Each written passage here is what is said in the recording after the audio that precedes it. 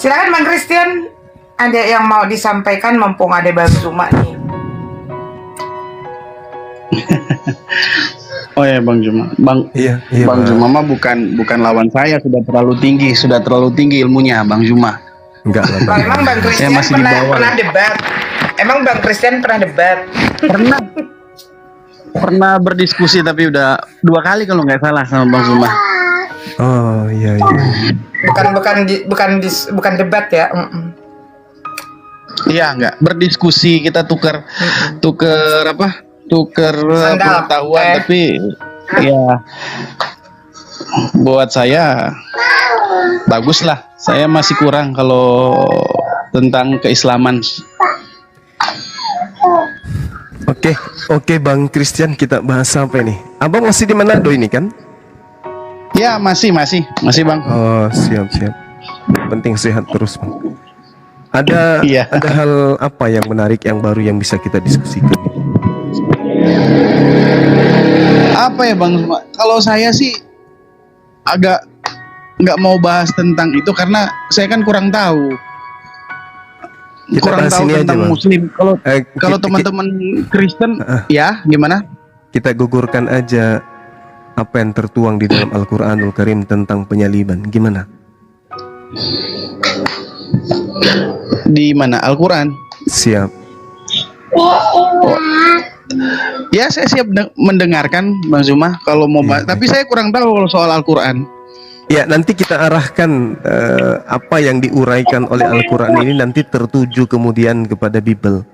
Karena biar bagaimanapun Oh, ya, Bible bisa. itu adalah catatan-catatan orang terdahulu terkait dengan peristiwa-peristiwa yang pernah terjadi di tengah-tengah Bani Israel. Seperti itu, Bang. Oke, Boleh ya? bisa saya coba Baik. mendengarkan. Ya. Baik. Jadi bismillahirrahmanirrahim. Assalamualaikum warahmatullahi wabarakatuh. Damai sejahtera untuk kita semua, sahabat-sahabat sekalian, rekan-rekan yang ada di sini. Sore hari ini saya dengan Pendeta Christian mencoba untuk memberikan edukasi dua pandangan dari satu oknum dengan cerita yang berbeda. Al-Quranul Karim menjelaskan di dalam surah An-Nisa ayat 157, di situ ada beberapa kisi yang kemudian sangat berharga untuk kita bahas antara Islam Kristen, dua agama besar ini. Al-Quran mengatakan begini, bismillahirrahmanirrahim, wa qawlihim inna qatalnal masiha Isa bin Maryam Rasulullah wa ma qataluhu wa ma salabu walakin syubbiha lahum wa innal ladzina ikhtalafu fi syakkim min ma lahum bihi min ilmin illa ittiba'adz dzan wa ma qataluhu yaqinan. Jadi Al-Quran mengatakan, dan kami hukum juga mereka karena ucapan mereka yang mengatakan sesungguhnya kami telah membunuh Al-Masih Isa, anak laki-lakinya perempuan bernama Maryam, yang mereka ejek dengan menamainya Rasulullah, padahal mereka tidak beriman kepadanya. Mereka beriman, mereka mengatakan Isa itu adalah Rasul, tetapi mereka tidak beriman. Mereka mengatakan telah membunuhnya, padahal mereka tidak membunuhnya dan tidak pula menyalibnya, tetapi diserupakan bagi mereka orang yang dibunuh itu dengan Nabi Isa alaihissalam. Sesungguhnya mereka yang berselisih paham tentang hal ini, yakni tentang Nabi Isa alaihissalam, benar-benar dalam keraguan-raguan tentang hal tersebut, yakni tentang pembunuhan. Mereka tidak mempunyai sedikit pun pengetahuan menyangkut hal itu, yakni tentang pembunuhan Nabi Isa alaihissalam, dan apa yang mereka katakan kecuali mengikuti persangkaan belaka, dan mereka tidak membunuh dengan yakin. Jadi gini, kalau kita melihat dari sudut pandang doktrin dan dogma, tujuan kedatangan, tujuan penyaliban, tujuan terangkat ke langit, itu intisarinya tertuju kepada Kristen harus mempertuhankan Yesus anak Maria ini. Nah, ada hal menarik yang menjadi hal yang bagi saya sebagai seorang muslim itu bertanya-tanya, dan jawabannya saya temukan di dalam Bible. Di dalam Yohanes 11:45 sampai 53, di situ diterangkan banyak orang-orang Yahudi yang datang melawat Maria dan menyaksikan sendiri apa yang telah dibuat Yesus, percaya kepadanya. Jadi orang-orang Yahudi ini yang melihat Yesus ini jadi percaya.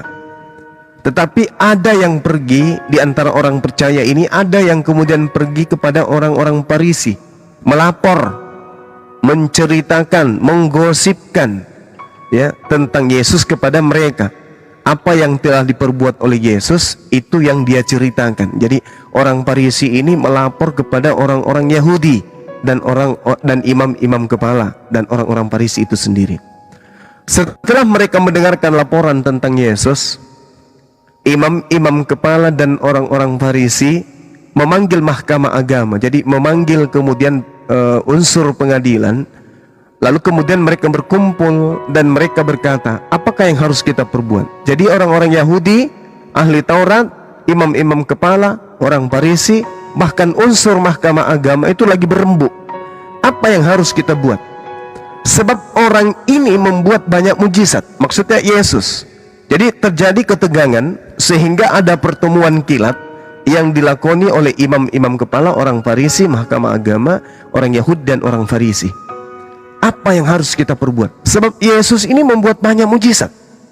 Apabila kita biarkan Yesus, maka semua orang akan percaya kepadanya. Dan apabila orang-orang semuanya percaya kepadanya, maka orang-orang Roma akan datang dan akan merampas tempat suci kita dan bangsa kita. Jadi ada ketakutan kemudian yang muncul pada masa itu, di mana Yesus pengaruhnya semakin besar. Dampak dari pengaruh Yesus ini membuat kemudian mereka khawatir, disebabkan kalau orang semuanya percaya, tak ada lagi yang membayar pajak. Kalau tak ada lagi yang membayar pajak, maka orang-orang Roma akan datang, akan merampas tempat suci dan bahkan merampas bangsa kita, kata orang-orang tersebut. Nah, tetapi seorang di antara mereka, yaitu Kayapas. Kayapas inilah kemudian sebagai imam besar pada tahun itu berkata kepada mereka, kamu tidak tahu apa-apa dan kamu tidak insaf, bahwa lebih berguna bagi kamu jikalau satu orang Yesus mati untuk bangsa kita daripada seluruh bangsa kita ini binasa. Ya, dari sini Bang, kita tahu bahwasanya imam kepala, orang Yahudi, mahkamah agama, lalu kemudian orang-orang Farisi mengambil satu kesimpulan. Kesimpulannya adalah lebih baik satu orang mati, yaitu Yesus, daripada satu bangsa Israel itu binasa, disebabkan karena penjajah penguasa Romawi akan merampas tempat mereka dan akan mengambil bangsa mereka. Untuk itulah kemudian daripada ini terjadi, lebih baik Yesus dimatikan. Jika satu orang mati untuk bangsa kita, maka itulah Yesus. Hal ini dikatakannya bukan dari dirinya sendiri, tetapi sebagai imam besar pada tahun itu, Kayapas bernubuat bahwa Yesus akan mati untuk bangsa itu. Jadi di sini saudara Christian, Kayapas bernubuat pada tahun itu bahwa Yesus akan mati untuk bangsa Israel, bukan untuk bangsa di luar Israel. Jadi nubuatan ini terjadi pada tahun itu juga. Dan bahkan dikatakan bukan untuk bangsa itu saja, tetapi juga untuk mengumpulkan dan mempersatukan anak-anak Elohim yang bercerai-berai. Jadi yang tercerai-berai ini maksudnya orang-orang Israel yang sudah keluar dari meninggalkan Yerusalem. Makanya di data 53, pada ending kesimpulannya, maka mulai hari itu mereka sepakat untuk membunuh Yesus. Nah ini terjawab sudah. Ternyata pembunuhan terhadap Yesus itu adalah indikasinya hanya karena pajak perpuluhan saja. Silakan. Tidak ada dosa waris dan seterusnya. Silakan.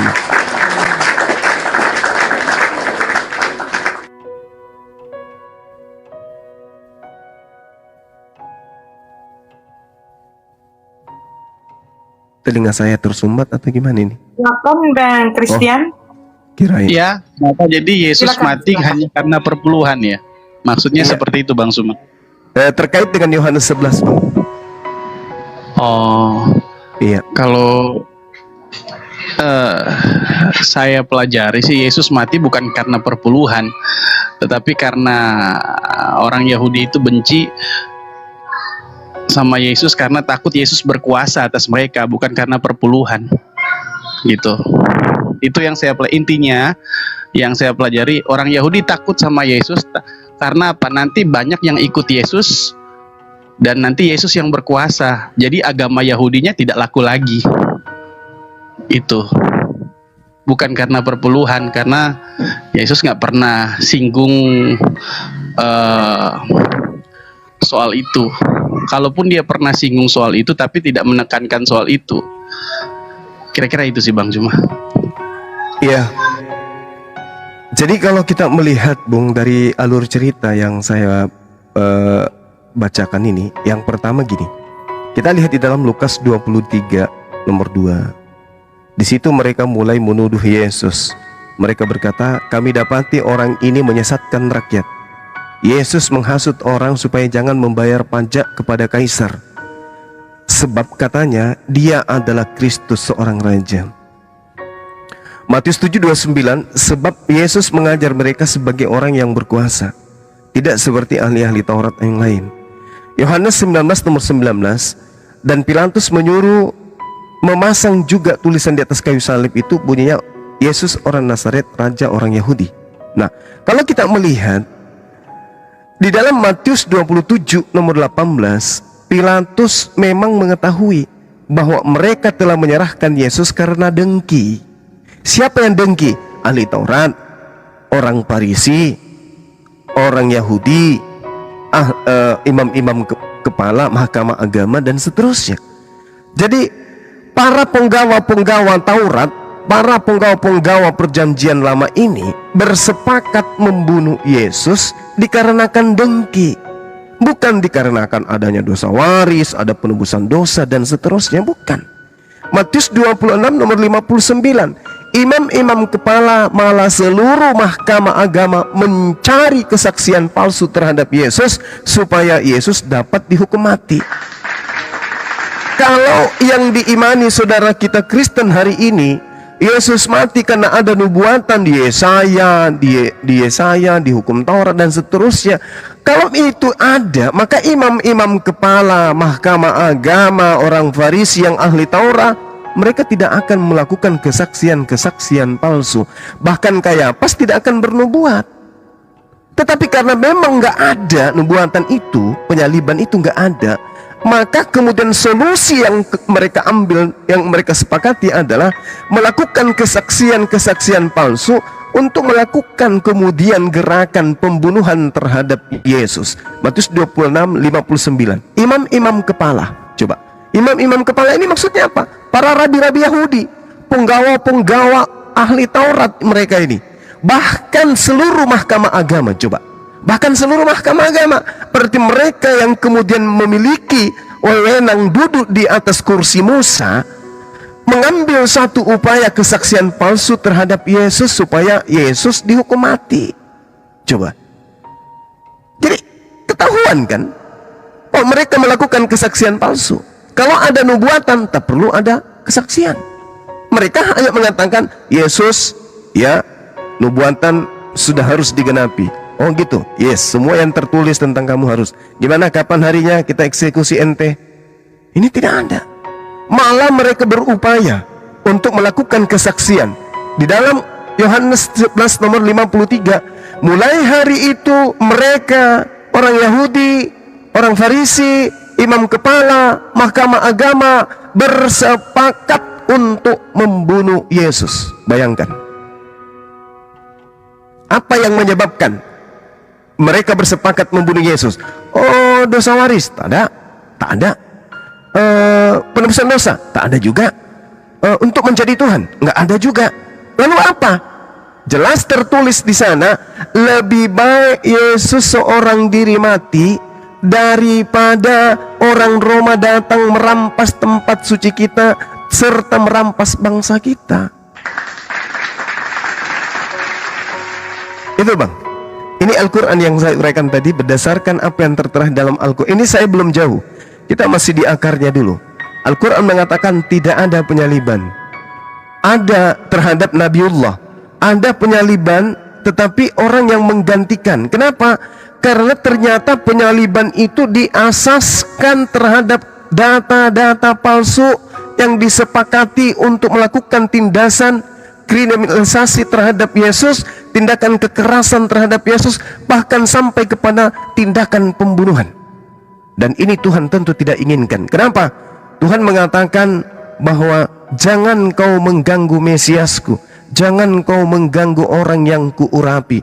Bahkan Tuhan mengatakan, jangan kau membunuh orang yang tidak bersalah, jangan kau membunuh orang yang benar. Itu Tuhan katakan, Keluaran 23 nomor 7. Berarti Yesus dalam hal ini, meskipun berjuta-juta manusia sepakat untuk membunuhnya, Yesus yang benar, yang kami imani sebagai Nabi Isa, itu akan diselamatkan oleh Allah, dan yang menggantikan adalah Yesusnya teman-teman Kristen.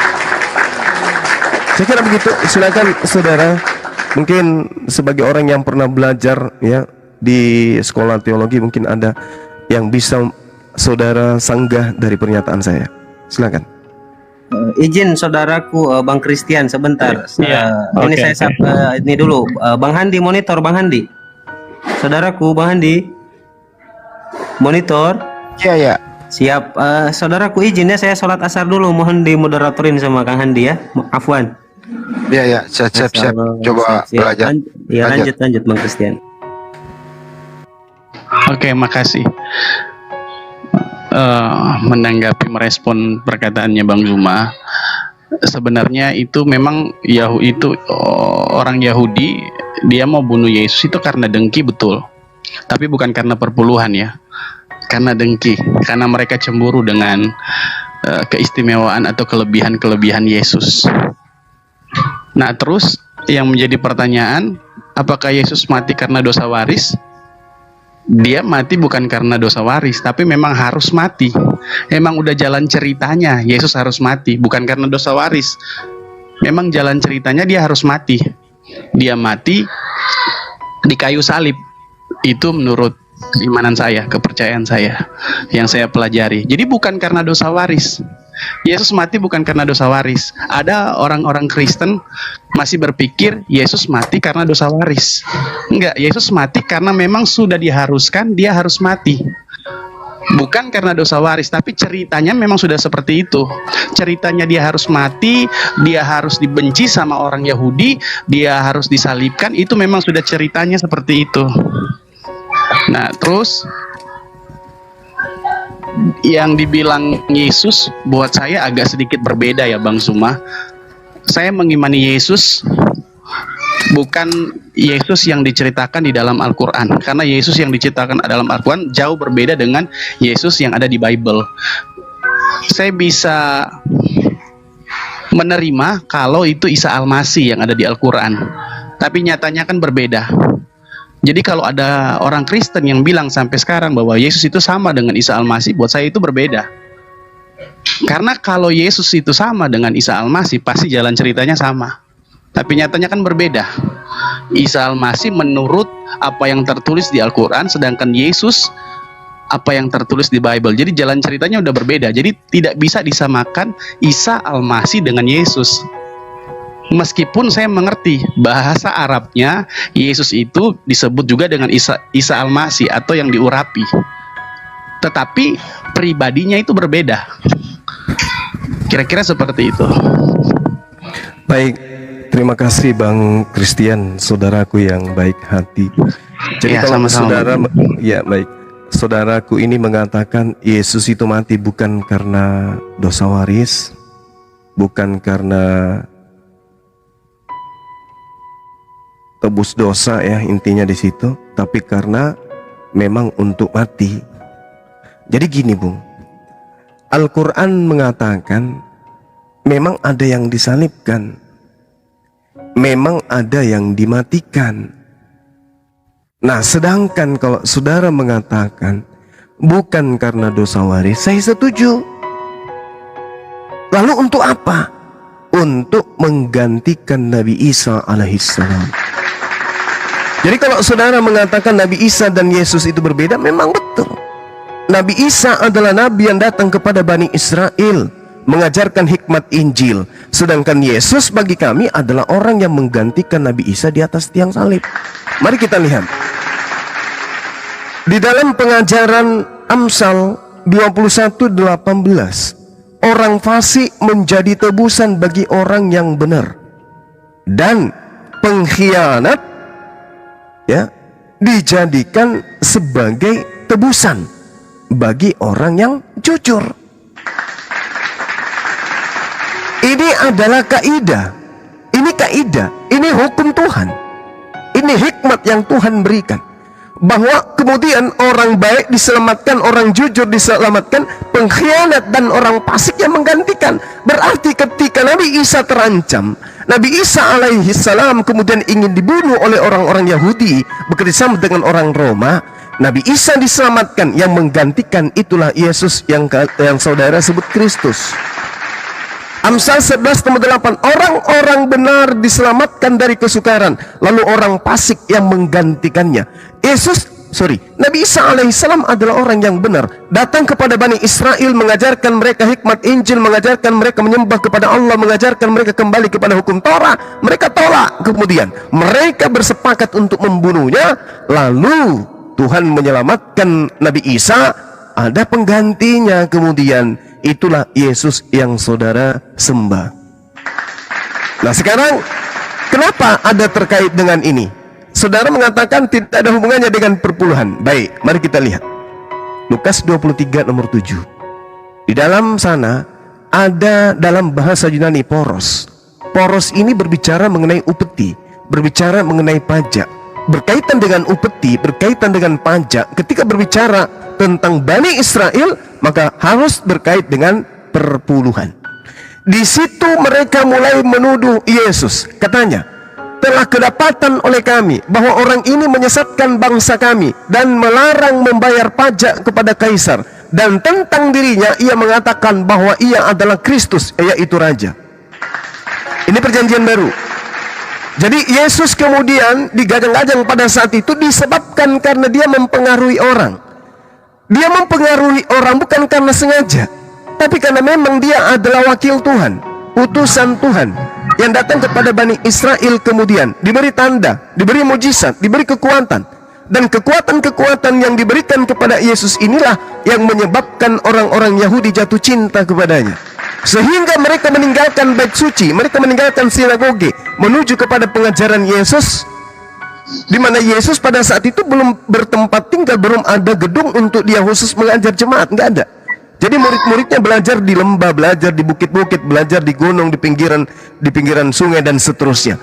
Yesus dikatakan itu mempunyai pengaruh besar sehingga orang khawatir. Dalilnya tadi sudah kusampaikan. Yohanes 11:45, orang Yahudi, orang Farisi, imam-imam kepala, mahkamah agama sepakat, bahkan muncul Kayafas bernubuat. Tahun itu dia bernubuat. Apa nubuatannya? Yesus ini harus mati untuk kita, sebab lebih baik satu orang mati untuk menyelamatkan bangsa kita. Dari mana? Dari dosa waris? Tidak, Anda pun sudah mengatakan tidak. Tetapi dari orang-orang Roma yang akan datang untuk merampas tempat suci Bani Israel dan bangsa Bani Israel. Itulah tujuannya Yesus harus dibunuh. Maka karena Yesus tidak memiliki kesalahan, dilakukanlah kesaksian-kesaksian palsu. Karena Tuhan kemudian melindungi orang yang benar, maka yang Anda katakan Yesus, yang kami sebut kemudian orang suci yang datang kepada Bani Israel, itulah yang diselamatkan. Nah, lalu apa permasalahannya? Di dalam pengajaran kitab saudara, banyak yang bernama Yesus. Yesus itu adalah nama orang Yunani, sedangkan orang Ibrani sudah pasti namanya Yosua.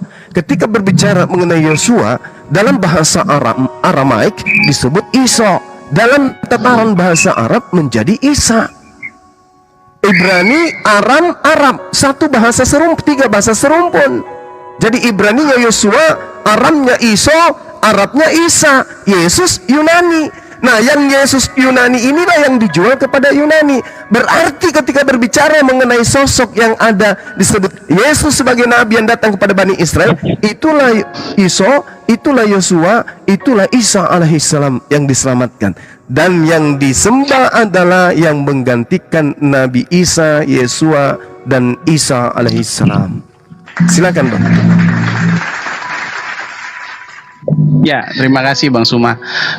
Tapi setelah saya menjelaskan ini, Bang Suma, sebentar saya mau ada doa sebentar ya. Tapi saya merespon Boleh. dulu ini. Baik. Ya, nanti lanjut lagi bisa. Silakan. Merespon perkataan Bang Suma yang soal Yesus itu disalibkan, salah satunya karena perpuluhan. Sebenarnya keadaan situasinya tuh berbeda. Keadaan dulu yang saya pelajari, bangsa Yahudi harus bayar pajak kepada bangsa Roma karena mereka itu dijajah oleh bangsa Roma pada saat itu. Makanya diharuskan bangsa Yahudi harus membayar pajak. Sedangkan ajaran perpuluhan itu adalah berbeda dengan pajak. Ajaran perpuluhan adalah ajaran yang memang sudah turun-temurun dari nenek moyang orang Yahudi, harus dilakukan. Jadi ada dua yang harus dilakukan oleh bangsa Yahudi pada saat zaman dulu, yaitu membayar pajak kepada bangsa Roma karena bangsa Roma yang menindas mereka pada saat itu. Baru yang kedua, bangsa Yahudi harus membayar perpuluhan bukan kepada bangsa Roma tetapi kepada agamanya. Memang itu sudah aturan mainnya seperti itu. Orang Yahudi yang taat harus ada perpuluhannya. Perpuluhan itu dari 1/10 dari hasil penghasilan mereka bawa kepada imam. Nah itu, jadi salah persepsi. Jadi harus dibedakan yang mana perpuluhan, yang mana pajak. Dan pada saat itu Yesus menekankan kita harus memberi 1/10 atau perpuluhan 1/10 ke sebagai agama, salah satu sebagai orang yang taat beragama, yaitu agama Yahudi. Ada aturannya bahwa mereka harus memberi 1/10 kepada agama Yahudinya. Makanya ada statement Yesus bilang, kalau Bang Suma pernah dengar begini, apa yang diharuskan untuk diberikan kepada kaisar, berikan. Apa yang diharuskan diberikan kepada kaisar, berikan. Apa yang tidak, jangan diberikan. Maksudnya Yesus adalah, ya kalau memang pajaknya itu ada pajaknya buat kaisar pada saat itu Roma, ya berikan, memang harus bayar pajak. Tetapi jangan melalaikan 1/10 ini, karena 1/10 ini, perpuluhan ini, sebelum ada bangsa Roma yang menjajah bangsa Yahudi, ini memang sudah dilakukan pada waktu zamannya Abraham. Itu, jadi Yesus mati bukan karena perpuluhan, tapi memang karena ada bangsa Yahudi, para imam-imamnya dengki kepada Yesus, cemburu kepada Yesus karena Yesus punya keistimewaan mengadakan mujizat dan lain daripada yang lain. Berikut meresponi yang dibilang soal Yesus disalibkan, itu bukan Yesus, itu cerita yang ada di Al-Quran. Sekali lagi, kalau saya mau menyimak cerita tentang Yesus, yang benar ya pasti di Bible, bukan di Al-Quran. Tapi saya mengerti kalau ada teman-teman yang bilang itu bukan Yesus yang disalibkan, tapi Yesus yang lain. Sedangkan Yesus yang asli itu sudah diangkat di sorga.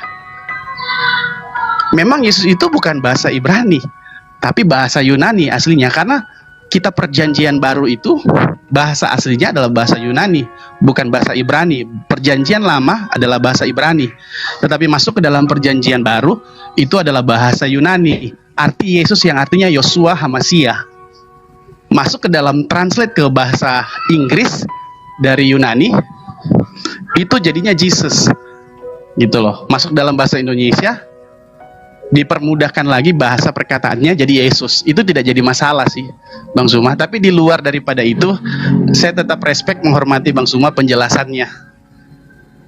Terima kasih Bang Suma.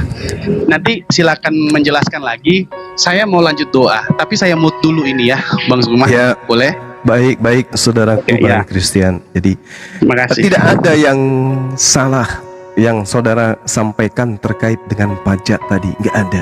Tapi kita harus lihat secara satu konteks yang berbicara tentang pajak ini. Yesus kan bertanya, coba sini aku lihat uangmu, mata uangmu coba aku lihat, kata Yesus. Apa gambar yang tertulis di situ? Oh, yang tertulis di situ adalah gambar kaisar, tulisan kaisar yang muncul. Maka Yesus mengatakan, gambar yang tertulis gambar kaisar, maka biarkanlah pajakmu kepada kaisar yang wajib kamu berikan. Dan kepada Allah, apa yang wajib kamu berikan kepada Allah, berikanlah kepada Allah. Jadi ada dua, ada benarnya, tapi konteksnya harus kita tahu. Nah, sekarang berbicara mengenai pajak, kita lihat dari cerita yang tadi.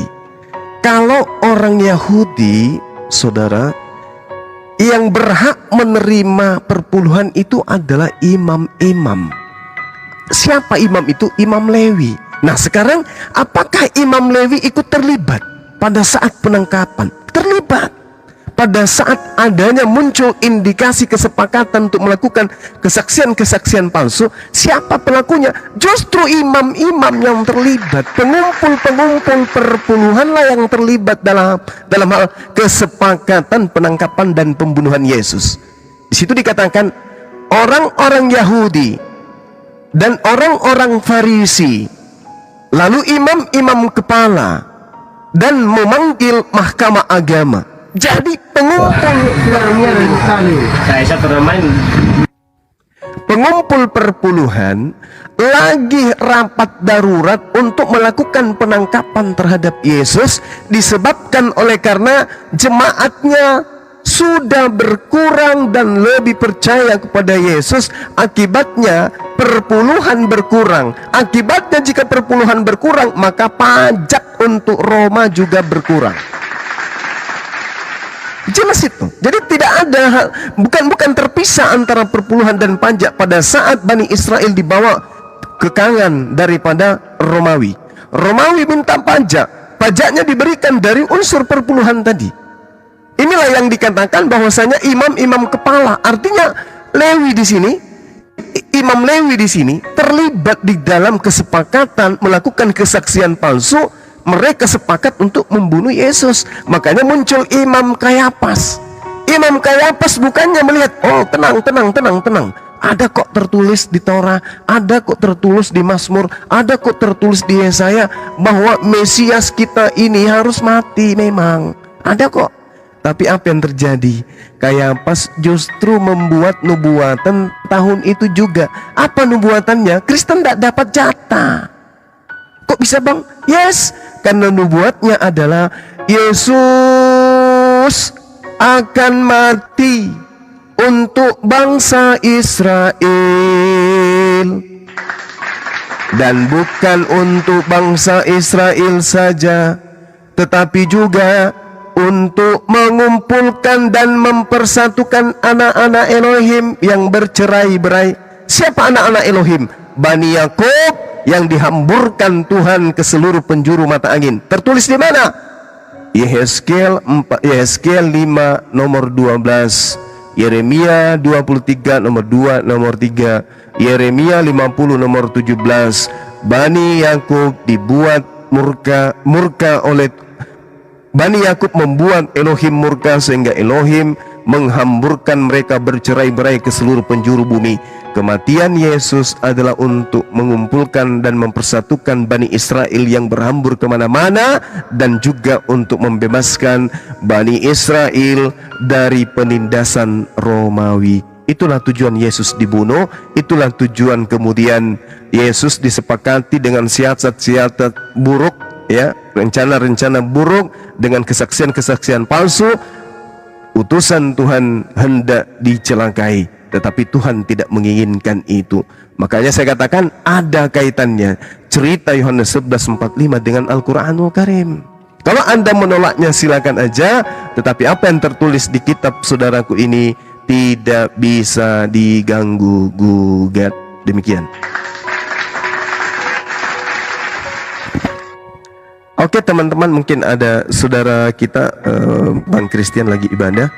Mungkin ada yang Kristen lainnya bisa melanjutkan untuk sementara sebelum beliau kembali online bersama dengan kita di sini. Silakan.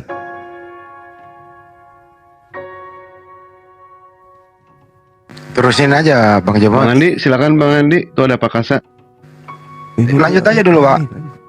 Dikendalin Tuh dulu. ada tamu Bang Andi. direspon aja. Ngapain sih? Respon coba. Diam, Bang Juma, diam. Main lagi aneh di sini. Bang Kasa, apa ini adanya Bang Juma ini? Duh, naik Anak durhaka. berhala ini gimana ini?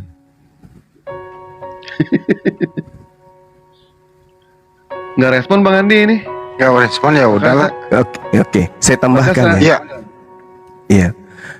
Makanya kemudian Al-Quran itu mengatakan kepada kita bahwa Allah kemudian menyelamatkan nabinya, menyelamatkan utusannya, dan tidaklah mungkin itu dibiarkan terjadi penindasan. Nah, contoh kita lihat ya, bukan mencari pembenaran, bukan, tetapi ini keadaan yang tertulis. Jadi suka ataupun tidak, ya itulah yang ada di dalam Bible. Diterangkan di dalam Matius 4 nomor 6, jika engkau adalah anak Tuhan. Jadi jika engkau adalah utusan Tuhan, jika engkau adalah Mesias, maka buanglah dirimu ke bawah, sebab ada tertulis tentang engkau. Berarti iblis mengatakan ada tertulis tentang engkau. Kalau ada tertulis tentang engkau, benar-benar ada tertulis tentang Yesus, ya kita harus cari. Dan ternyata perkataan iblis mengatakan dia akan mengirim malaikatnya agar menatang engkau di tangannya, agar kakimu tidak terantuk kepada batu. Artinya gini, Yesus, ya setan, kenapa? Kalau kau betul-betul ini adalah Mesias utusan Tuhan, karena saya lihat kamu itu pengaruhmu semakin besar. Orang buta bisa kubuat melihat, orang lumpuh, orang mati bahkan kau bangkitkan. Jangan-jangan benar kau ini adalah Mesias, anak Tuhan. Tapi ada tertulis, kalau untuk membuktikan kamu itu anak Tuhan atau bukan, coba kau jatuhkan dirimu, buang dirimu ke bawah dari bumbungan bait suci ini. Kalau memang kau betul, maka Tuhan akan datang mengirim malaikatnya untuk menyelamatkan engkau. Karena ada tertulis seperti itu. Nah, ternyata memang betul ada tertulis. Berarti kalau memang Yesus ini adalah anak Tuhan, maka yang tertulis ini harus berlaku. Coba kita lihat ya. Tertulis di manakah itu? Di Mazmur 91 dikatakan begini, engkau tak usah takut. Jadi saya narasikan ini sebagai Yesus ya. Engkau tidak usah takut Yesus terhadap kedahsyatan malam, terhadap panah yang terbang di waktu siang, terhadap penyakit sampar yang berjalan di dalam gelap, terhadap penyakit menular yang mengamuk di waktu petang. Walau 1000 orang rebah di sisimu wahai Yesus, dan 10.000 di sebelah kananmu wahai Yesus, tetapi ia tidak akan menimpamu wahai Yesus. Engkau hanya menontonnya wahai Yesus dengan matamu sendiri dan melihat pembalasan terhadap orang-orang fasik. Coba melihat pembalasan orang-orang fasik. Sebab Tuhan adalah tempat perlindunganmu, yang maha tinggi telah kau buat tempat perteduhanmu. Malapetaka tidak akan menimpa kamu, dan tulah tidak akan mendekati kemahmu. Sebab malaikat-malaikatnya akan diperintahkannya kepadamu untuk menjaga engkau di segala jalanmu. Mereka akan menatang engkau di atas tangannya, supaya kakimu jangan terantuk kepada batu. Sesuai dengan Matius 4 nomor 6. Malaikat akan dikirim oleh Tuhan untuk menyelamatkan engkau wahai Isa. Kakimu tidak akan terantuk batu. Walaupun 10.000 manusia menggiringmu kepada penyaliban, walaupun 1.000 orang di kananmu, di kirimu 10.000 dan seterusnya. Lalu Tuhan mengatakan begini, bila dia berseru kepada aku akan menjawab. Nah, ini Yesus berdoa. Yesus berdoa, Ibrani 5 nomor 7. Dan sebagai manusia dia memanjatkan doa yang sungguh-sungguh kepada Bapa yang sanggup menyelamatkannya dari maut. Dan atas kesalehannya doanya dikabulkan. Yesus berdoa untuk diselamatkan dari penyaliban. Doanya didengarkan, maka dia diselamatkan. Bila dia berseru kepada aku akan menjawab. Aku akan menyertai dia dalam kesesakan. Aku akan meluputkannya dan memuliakannya. Dengan panjang umur akan kukenyangkan dia, dan akan kuperlihatkan kepadanya keselamatan daripadaku dengan panjang umur. Kalau berbicara mengenai panjang umur, berarti hukumnya wajib beliau ini masih hidup hari ini. Nah, sekarang siapa yang beriman bahwa Nabi Isa, sosok yang datang kepada Bani Israel, itu masih hidup sampai hari ini? Barrafa'ahullahu ilai wa kanallahu azizan hakima. Dengan panjang umur akan kukenyangkan dia dan kuperlihatkan kepadanya keselamatan daripadaku. Berarti yang diceritakan Mazmur 91 ini adalah Nabi Isa alaihissalam, dan yang disalib itu adalah Yesus Kristus, milik orang Roma dan Yunani.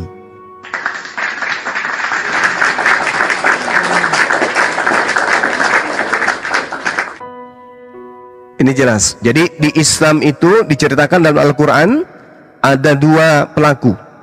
Yang pertama Nabi Isa alaihissalam yang diselamatkan kemudian oleh Allah. Yang kedua adalah pengganti Nabi Isa alaihissalam yang mati disalib menggantikan Nabi Isa. Ada dua oknum. Bagaimana dengan Bible? Di Bible juga ada dua oknum.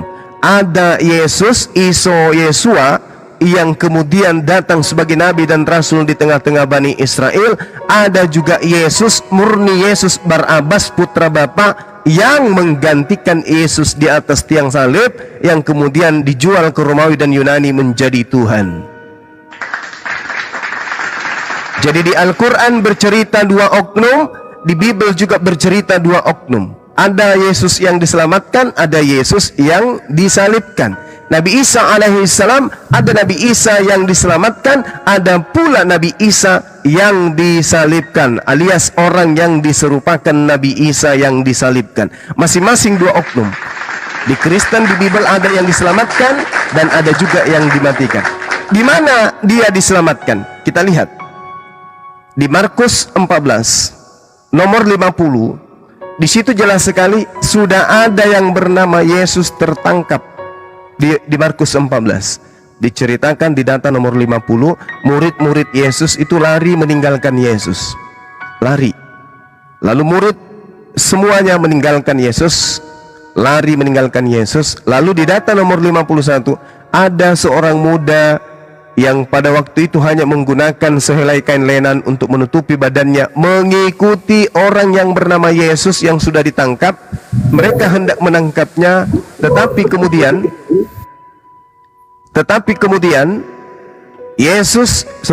oknum yang menggunakan kain lenan ini melepaskan kain lenannya dan lari dalam keadaan telanjang. Pertanyaannya, siapakah oknum yang meloloskan diri yang menggunakan kain lenan ini? Ada yang tahu jawabannya?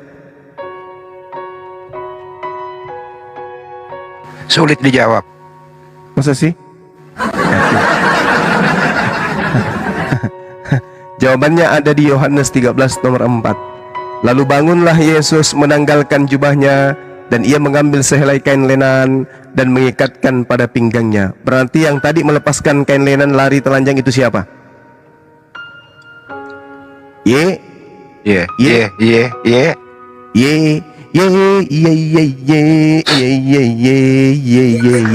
Jadi ada Yesus yang ditangkap, ada juga Yesus yang menggunakan kain lenan yang lolos dari penangkapan. Dua Yesus kan? Dua. Nabi Isa dua enggak? Dua.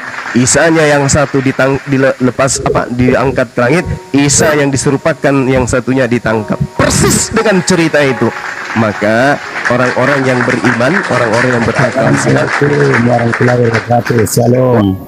waalaikum, maka sampai kepada keadaan bahwa yang dibunuh di atas tiang salib itu adalah pengganti dari Nabi Isa alaihissalam, atau pengganti dari Iso atau Yesua Hamasya. Demikian, silakan. Kalau boleh kain Bang Juma ya, izin dulu ya. Ya, silakan Bang. Jadi gini loh teman-teman ya. Aduh ini orang ini kok susah amat sih diatur ya. Bang, kalau ada orang berbicara, tunggu salah dulu, ada spasi kok. Gitu ya.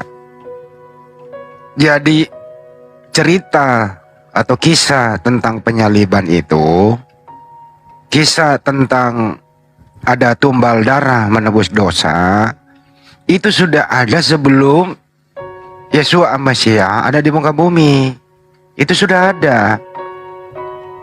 Ya, cara-cara beginian disebut pagan yang dianut oleh orang Romawi, kebetulan sekali menjajah tanah kelahiran Yesus atau Yesus Mesias. Supaya kembali tidak sia-sia, karena tidak ada harta benda yang bisa dibawa pulang. Ya hanya cara begini, supaya apa? Tradisi mereka, ajaran pagan mereka berlaku, diterima oleh orang-orang yang bisa untuk didoktrin.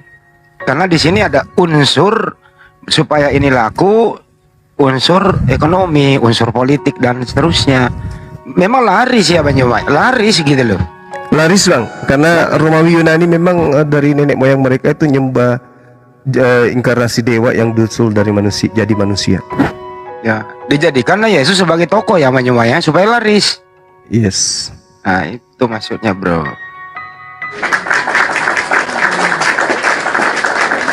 Coba ambil nama yang lain, jangan Yesus deh jadi tokoh. Pagan Romawi ini laku nggak? Kagak. Nah, lebih menyakitkan lagi, bukan menyakitkan ya, lebih supaya abdol, supaya bisa diterima oleh scholar-scholar, ya itu kan dikonsilikan. Dibuatkanlah data-data. Yang paling berperan kan di sini adalah Paulus juga, tulisannya banyak tentang itu. Ya itulah ya, kalau ada agama berasal bukan daripada tempat kelahiran para nabi, dipertanyakan dong. Kok bisa yang saya anut itu bersumber di luar daripada dari mana para nabi dan rasul itu berasal? Kok bisa dari Roma? Kok bisa ada kitab suci berasal dari Roma, berbahasa Romawi pula lagi, Yunani kan gitu. Ini dulu sebenarnya yang dipertanyakan kepada calon-calon pendeta ini. Saya tahu Bang Handi saya tahu jawabannya. Karena Paulus menjajakan ajarannya dengan surat-suratnya kepada jemaatnya di Roma. Ya, itu Paulus menjajakan di situ. Makanya laku di Vatikan sana di Roma sana. Lanjut. Emang Paulus orang Roma. Ya, tapi surat-suratnya Bang. Surat-suratnya itu kepada jemaat di Roma. Tadi nabi-nabi dari Roma. Emang ada Paulus dari Roma? Emang Paulus orang Roma? Orang tuanya bang yang orang Rom. Orang tua Paulus orang Roma ya? Iya. Tahu dari mana bang? Kisah para Rasul. Di mana tertulis? Jangan mencaplok-caplokkan sebuah ayat ke ayat lain.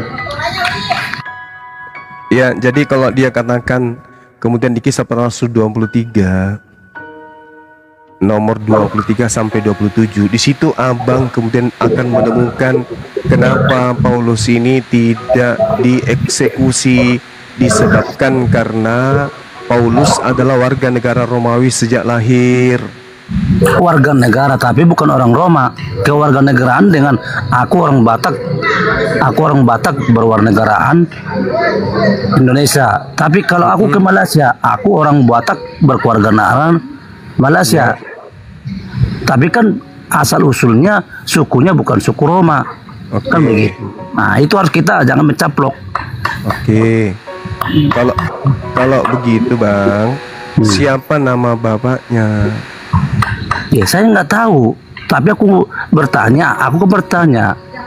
Oh gitu. Aku bertanya karena begini bang, kenapa saya tidak mendalami sebuah agama? Karena pernah saya dengar celakalah mereka yang sudah mengetahui tadi melakukan, celakalah mereka sudah paham tapi tidak melakukan, surga neraka lah menjadi hadiah mereka. Makanya saya nggak mau terlalu mendalami. Cuman kebetulan saya habis kerja lagi istirahat, makanya saya tertarik sedikit dengan ceramah-ceramah dari Bang Juma ini. Jadi aku bertanya, ya di dalam ketidakpengetahuan saya ini, saya bertanya Paulus itu kan ahli-ahli Taurat yang membinasakan murid-murid Yesus. Nah, ahli Taurat itu bukan dari Roma, bukan orang Roma, tapi dari salah satu keturunan Bani Israel. Gitu Mas Bayang. Nah, jadi Iya. saya nggak suka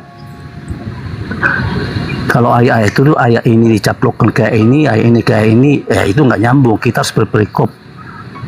Nah, bukan hanya satu ayat kita ambil, kita harus ceplokkan ke ayat yang lain. Itu hanya menjadi sebuah pertentangan dengan perdebatan yang tidak jelas, gitu Bang. Oke. Itu Yohanes 11 tadi yang dibahas Gurunda itu satu perikop itu. Ya, rencana persepakatan pembunuhan Yesus. Ya coba kau tanggapi itu, kenapa Yesus mau dibunuh itu? Itu satu perikop loh. Tanggapi itu. Silakan Gurunda dilanjut. Iya.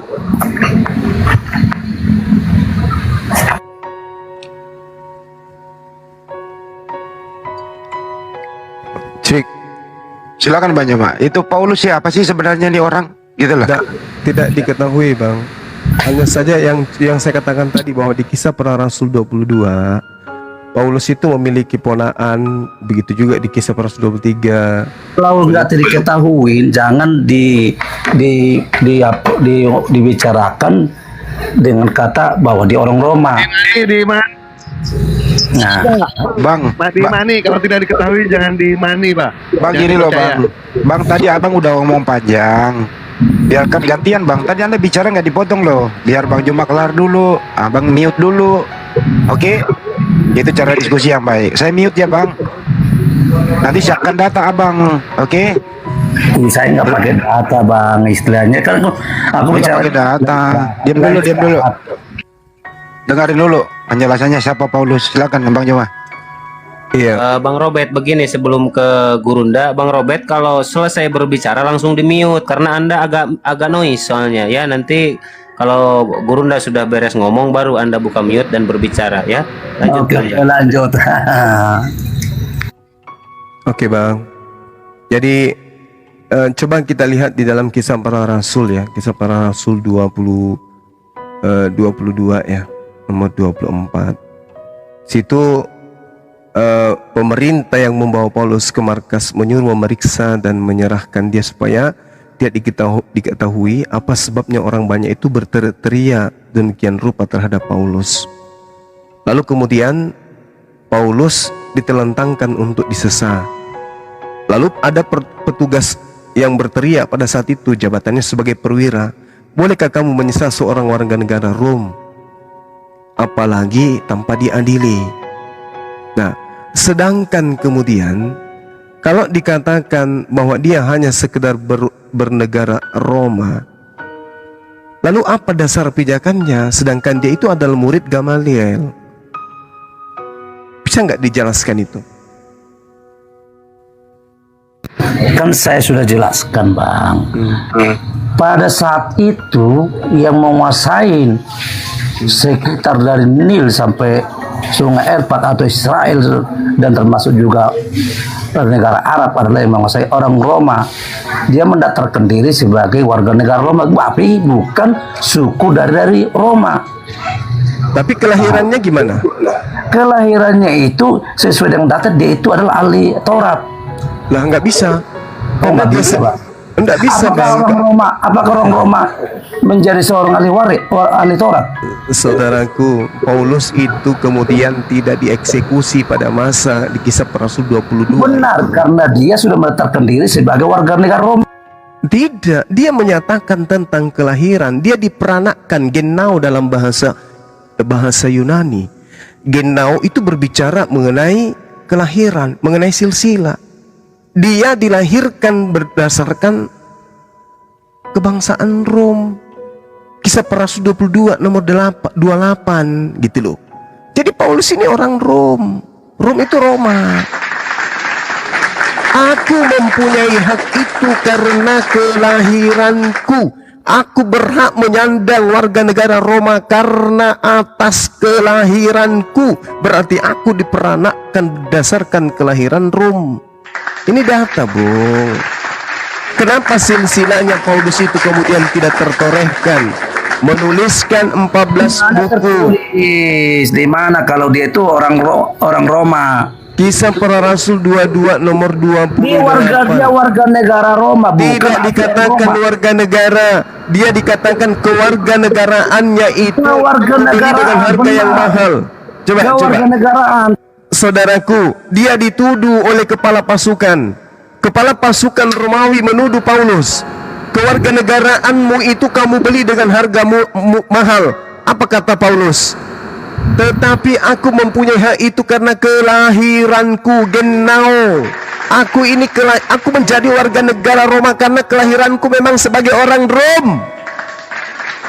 Makanya kenapa di Bible tidak diceritakan silsilah Paulus? Karena kemungkinan besar dia adalah anak dari Andrianus bin Saturnus bin Neptunus dan seterusnya sampai Merkurius, Marquanus dan seterusnya sampai kepada Paulus. Itu makanya tidak ada silsilahnya. Kemungkinan besar karena anus nus. Lalu dia mengaku sebagai keturunan Benyamin. Ini fakta. Itu kata dari bahasa Roma. Iya, saudara. Kisah Para Rasul 22 nomor 28. Dia mengaku kelahirannya sebagai kelahiran Rom. Berat kayaknya ya. Kelahiran, dia memiliki hak menerima hak kewarganegaraan Roma disebabkan karena unsur kelahirannya. Itu datanya genau dalam bahasa Yunani. Yesus kewarganegaraan Rom. Yesus juga itu warga Rom. Yesus tidak lahir di Rom. Yesus lahirnya di mana dia? Bethlehem. Oke, sementara Paulus mengaku, aku punya hak untuk memiliki kewarganegaraan sebagai orang Roma. Tapi kepala pasukan itu mengatakan, kewarganegaraan itu ku beli dengan harga yang mahal. Jawab Paulus, tetapi aku mempunyai hak itu karena kelahiranku. Kelahiran sebagai apa? Orang Rom. Di mana tertulis? Baca Kisah Para Rasul 2. Endingnya di data nomor 28.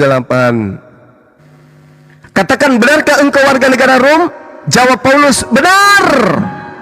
Lalu kepala pasukan itu berkata, oke, benar katamu, tetapi kewarganegaraanmu itu kau beli dengan harga yang mahal. Paulus mengatakan, tetapi aku mempunyai hak itu karena kelahiranku. Nah, kita mau lari kemana kalau sudah kayak gitu? Lari kabur. Aduh, bahaya ini. Kaget dia menemukan Paulusnya itu adalah orang Roma berdasarkan kelahiran. Ya, maaf tadi saya lagi lanjut doa tadi. Baik. Bang Zuma. Ini saya baru Baik. hadir. Silakan, Bung. Kembali ke tema kita ya. Terkait dengan penyaliban. Silakan. Ya, terima kasih Bang Zuma.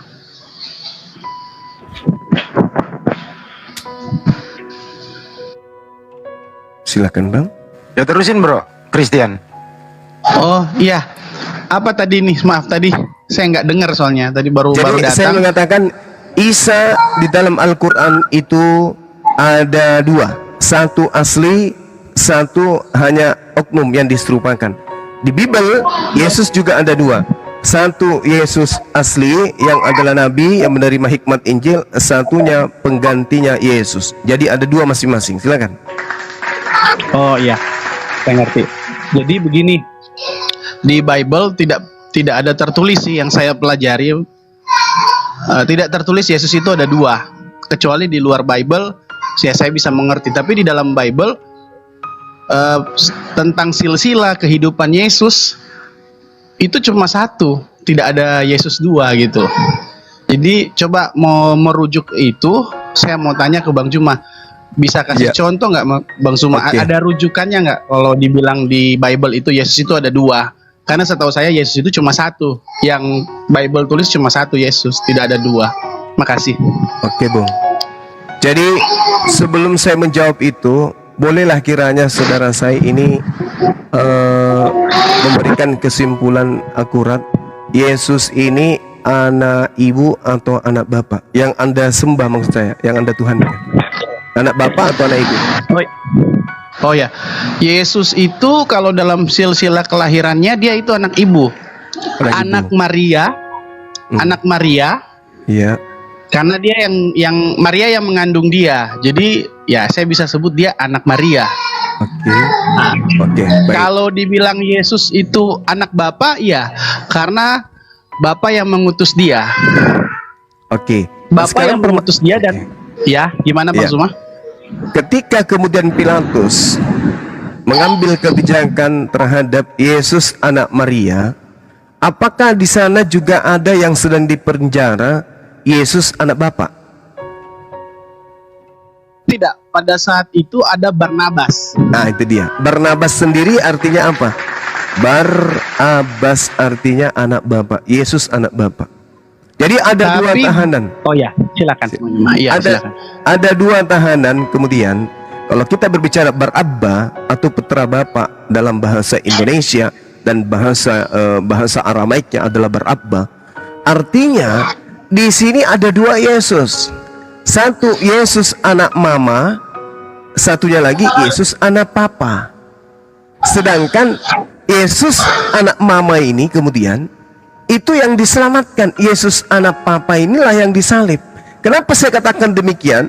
Karena Pilatus bersikeras, dia tidak ingin kemudian melakukan penyaliban, pembunuhan terhadap Yesus anak ibu. Yang dia tahu Yesus anak bapa inilah yang kemudian menjadi satu hal yang harus mereka eksekusi, disebabkan karena dia adalah penjahat nasionalis.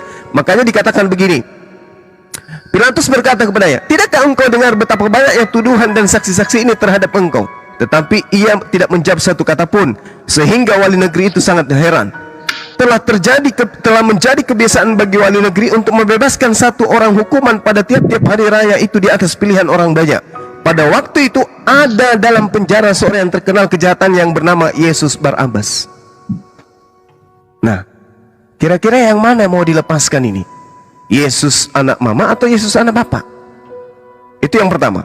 Kemudian yang kedua, Bung, di dalam Markus 14. Di Markus 14 ini jelas sekali terjadi hal yang timpang.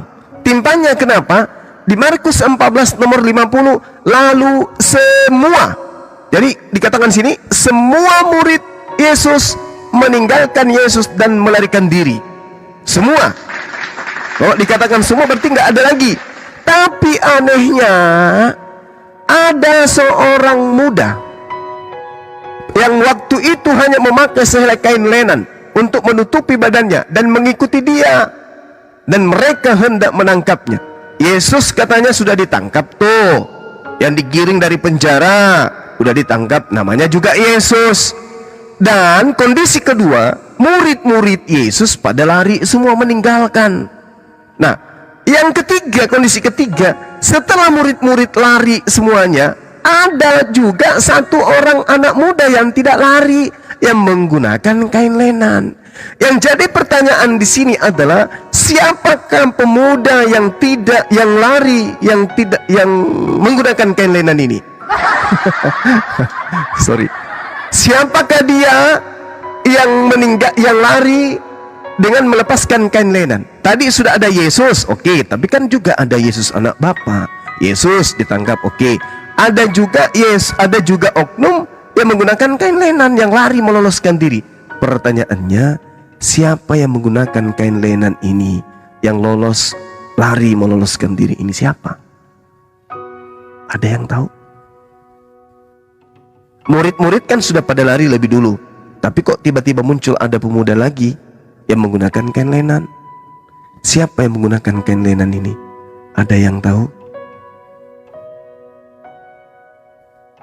Yohanes 13 nomor 4, Yesus melepaskan kain jubahnya, lalu menggunakan sehelai kain lenan dan mengikatkan pada pinggangnya. Siapa yang menggunakan kain lenan lalu dilepaskan lalu dia lari? Yesus. Yang ditangkap tadi di depan siapa? Yesus juga. Yang lari melepaskan kain lenan Yesus juga. Yang lolos naik ke langit siapa? Isa alaihissalam. Yang ditangkap dibunuh di atas tiang salib siapa? Isa juga. Tapi penggantinya yang ditangkap digiring sampai disalib Yesus. Yang lolos melepaskan kain lenan Yesus juga. Siapa sebenarnya yang dibantu oleh Tuhan? Anaknya, utusannya, hambanya yang suci, atau penggantinya sang pengkhianat? Andalah yang harus merenungkan itu. Ini makanya tadi saya membawa Al-Quranul Karim surah An-Nisa ayat 157. 158, Nabi Isa alaihissalam diangkat ke langit. Nah, Yesus di dalam kitab saudara, di kitabnya orang Yahudi yang saudara Kristen juga gunakan, Mazmur 91, engkau tidak usah takut terhadap kedahsyatan malam, terhadap panah yang terbang di waktu siang, terhadap penyakit sampah yang berjalan di gelap malam, terhadap penyakit menular yang mengamuk di waktu petang. Walau 1000 orang rebah di sisimu dan 10.000 di sebelah kananmu, tetapi itu tidak akan menimpahmu. Engkau hanya menontonnya dengan matamu sendiri. Coba, Nabi Isa alaihissalam diangkat ke langit. Ada orang berbondong-bondong kemudian menggiring penyaliban sampai puluhan orang, puluhan ribu orang. Tapi Nabi Isa cuma menonton dengan matanya sendiri dan melihat pembalasan terhadap orang-orang fasik. Yang fasik ini adalah yang menggantikan dirinya. Amsal 21 nomor 8, orang fasik dipakai sebagai tebusan bagi orang yang benar. Sebab Tuhan ialah tempat perlindunganmu, yang maha tinggi telah kau buat sebagai tempat perteduhanmu. Malapetaka tidak akan menimpa kamu, dan tulah tidak akan mendekat kepada kemahmu. Sebab malaikat-malaikat Tuhan akan diperintahkan oleh Tuhan kepadamu untuk menjaga engkau di segala jalanmu. Mereka akan menatang engkau di atas tangannya supaya kakimu jangan terantuk kepada batu. Lalu Tuhan mengatakan, dengan panjang umur akan kukenyangkan dia. Artinya dia diselamatkan nih, dan akan kuperlihatkan kepadanya keselamatan daripadaku. Sedangkan di Matius 4 nomor 6 dikatakan, wahai Yesus, apa iblis, jika engkau adalah anak Tuhan, kenapa? Kau buanglah dirimu dari bumbungan bait suci ini sampai ke bawah. Untuk apa? Karena ada tertulis, apa itu? Jika engkau adalah Mesias, jika engkau adalah utusan Tuhan, kenapa? Buanglah dirimu ke bawah. Oh, kok bisa? Sebab Tuhan yang maha tinggi, kenapa? Akan mengirim malaikatnya. Untuk apa? Menatang engkau di tangannya, supaya kakimu tidak terantuk kepada batu. Ternyata memang betul tertulis di dalam Mazmur 91, walau 1000, walau 10.000, engkau hanya menonton, dengan kepanjang umur akan kukenyangkan engkau. Itu tertulis di dalam Mazmur 91. Iblis mengatakan, wahai Yesus, jika engkau adalah anak Tuhan, dalam arti kata hamba Allah, dalam arti kata orang yang dekat kepada Allah, dalam arti kata orang yang saleh, dengan arti kata Al-Masih, Mesias, orang yang diurapi, maka buang dirimu ke bawah. Sebab ada tertulis. Ternyata tertulisnya di Mazmur 91. Nah, inilah yang saya katakan bahwa Yesus di Bible ada dua. Yesus yang diselamatkan ke langit karena Tuhan tidak mengizinkan kemudian dia kena penyakit panu apalagi dibunuh. Dan Yesus yang menggantikan dirinya. Di Al-Quran juga demikian. Nabi Isa alaihissalam terangkat ke langit, dan ada juga yang disebut Nabi Isa yang disalib menggantikan Nabi Islam yang betul, yang asli. Makanya tadi saya katakan, siapa yang menggunakan kain lenan? Siapa anak muda yang menggunakan kain lenan? Siapa yang ditangkap? Yesus. Yang lari telanjang menggunakan kain lenan siapa? Yesus juga. Yang mana yang asli? Yang lolos atau yang ditangkap? Tuhan mengatakan, Keluaran 23 nomor 7, jangan kau membunuh orang yang tidak bersalah, jangan kau bunuh orang yang benar, sebab aku Tuhan tidak akan membenarkan orang yang bersalah. Berarti pengkhianatlah yang kemudian ditangkap dan diadili oleh tentara Romawi. Kedua, Amsal 6 nomor 16, 6 kekejian, 6 perkara yang dibenci oleh Tuhan, bahkan 7 kekejian di dalam hatinya. Di antaranya adalah penumpahan darah terhadap orang yang tidak bersalah. Berarti kalau Yesus yang benar ini, anak Maria ini yang ditangkap, disalib dan dibunuh, itu adalah kekejian bagi Tuhan. Itu adalah sesuatu yang dimurkai oleh Tuhan. Berarti pembunuhan terhadap Yesus, jika benar dia adalah Yesus anak Maria, maka itu bukan menghapuskan dosa, itu akan mendatangkan murka Tuhan.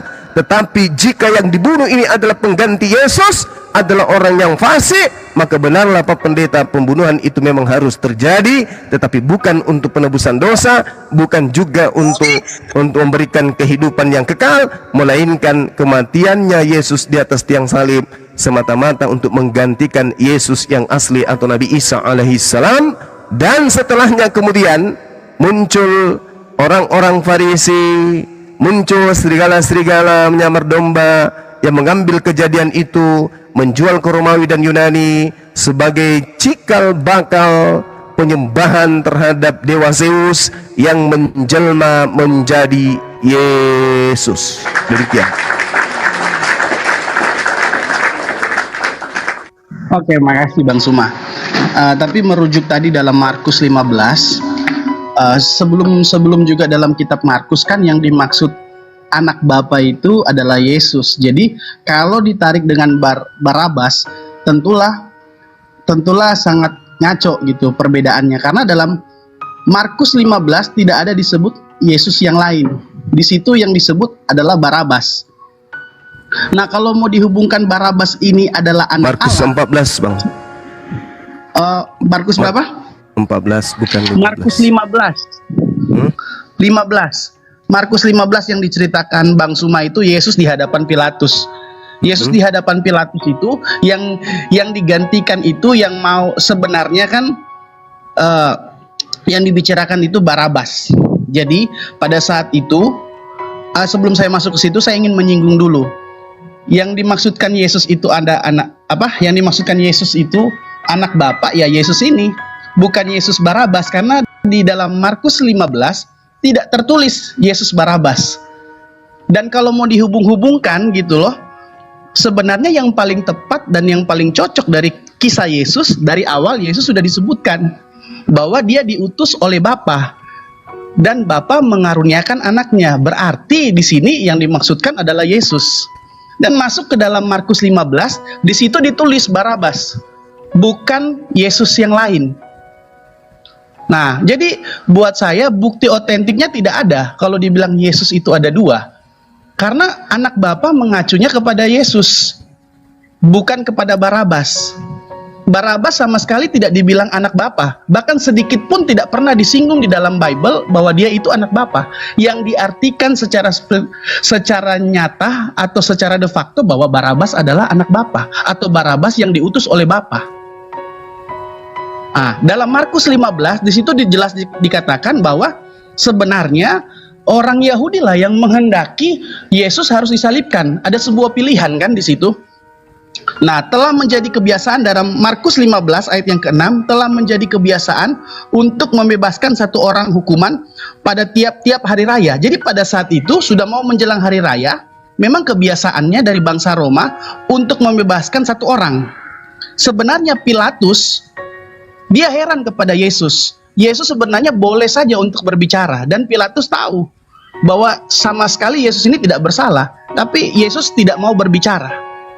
Dalam ayat yang ke-6, telah menjadi kebiasaan untuk membebaskan satu orang hukuman pada tiap-tiap hari raya itu menurut permintaan orang banyak.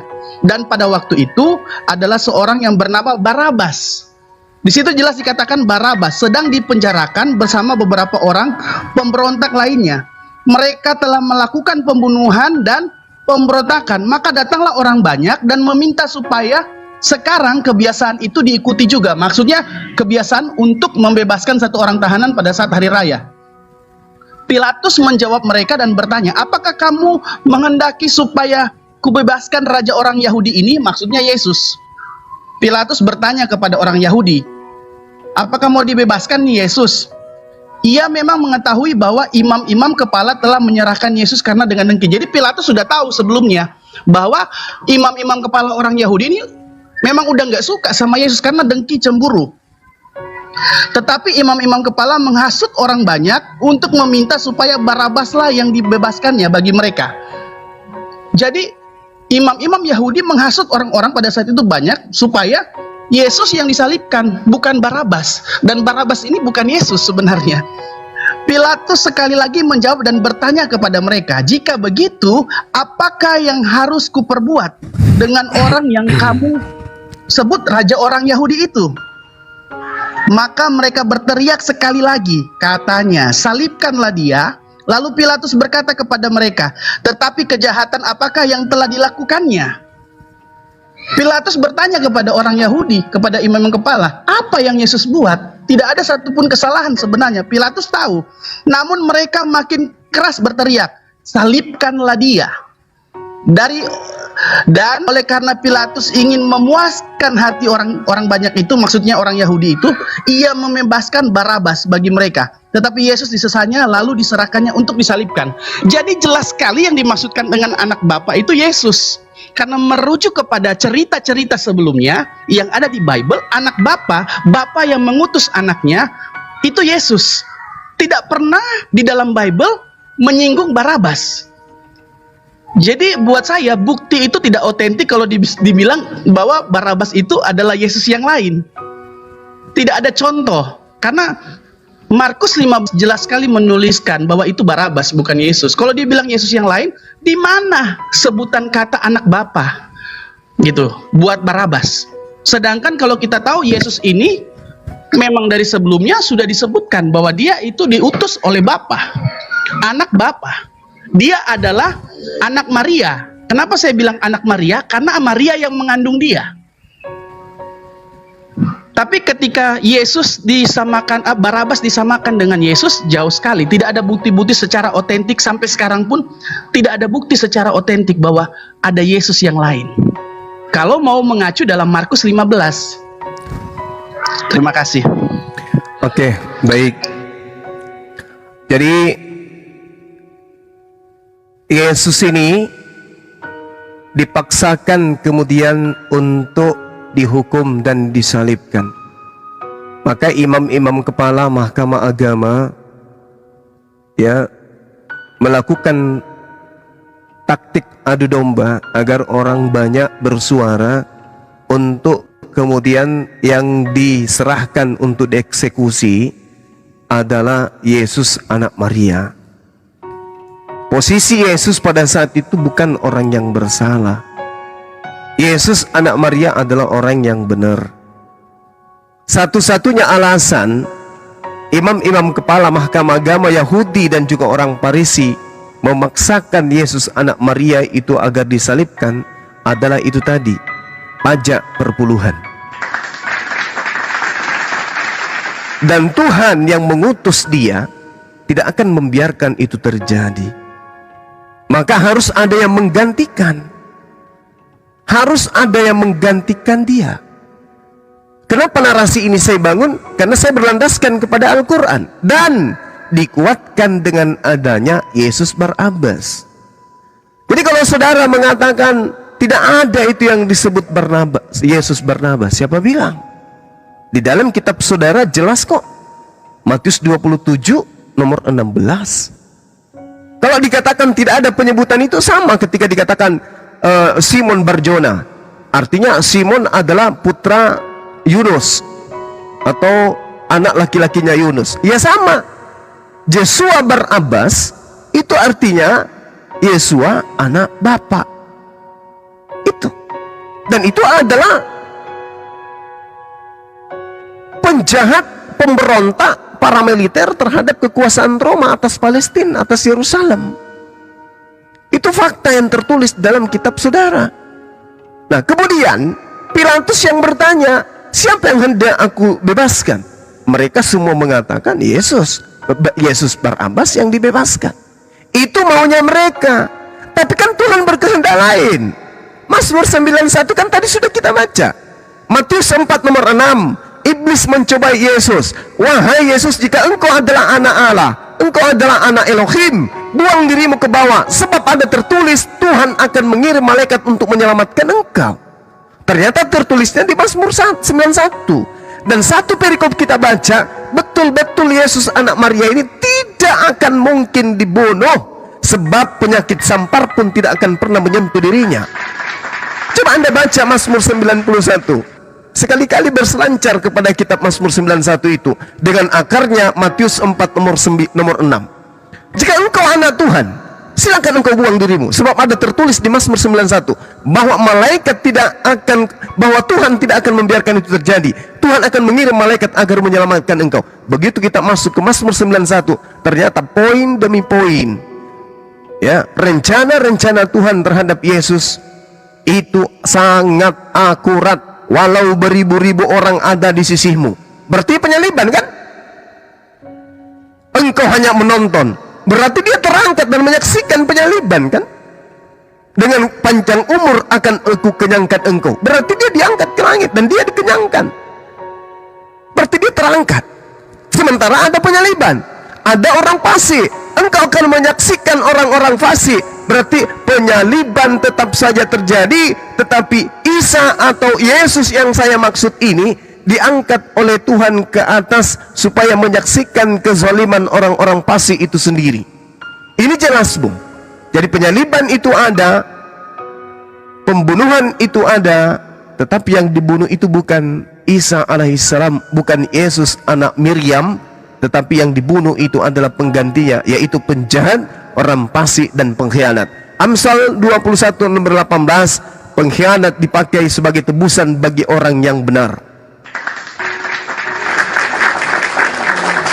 Kemudian, data apa yang ingin kita gunakan? Kalau yang benar ini adalah Yesus anak Maria yang disalib, data apa yang akan kita pakai untuk membenarkan itu? Pertama, Amsal 6 nomor 16. 6 perkara yang dibenci oleh Elohim, bahkan 7 kekejian di dalam hatinya. Di antaranya menumpahkan darah orang yang tidak bersalah. Berarti Yesus anak Maria, kalau dia dibunuh, maka itu adalah kekejian. Kalau itu dibunuh, maka itu adalah hal yang dibenci oleh Tuhan. Maka mustahil kemudian Tuhan membiarkan itu terjadi. Itu yang pertama. Kedua, Keluaran 23 nomor 7. Jangan kau membunuh orang yang tidak bersalah. Jangan kau membunuh orang yang benar, sebab aku Tuhan tidak akan membenarkan orang yang bersalah. Artinya tidak ada alasan untuk melakukan penyaliban terhadap Yesus. Untuk dosa waris tidak, untuk membebaskan orang dari sengat maut tidak, untuk membatalkan firman Tuhan dalam hukum Taurat juga tidak. Jadi kalaupun terjadi penyaliban, maka yang disalibkan itu adalah orang yang tidak benar. Sebab kalau orang benar, maka penyaliban itu bukannya mendatangkan keselamatan, tetapi mendatangkan kemurkaan dan laknat dari Allah, dari Tuhan pencipta langit dan bumi. Ini data, Bu. Lagi-lagi di Markus 14 yang saya maksud di awal, Yesus nih ada ditangkap. Murid-muridnya semua melarikan diri, tetapi muncul anak muda menggunakan kain lenan, meloloskan diri, lari dari penangkapan. Itu tertulis di Markus 14 nomor 51-52. Sedangkan murid sudah lari lebih dulu. Muncul kemudian ada terekam dengan jelas di dalam data Bible saudara, ada seorang muda menggunakan kain lenan, melepaskan kain lenannya dan lari meloloskan diri. Siapa yang menggunakan kain lenan sebelumnya?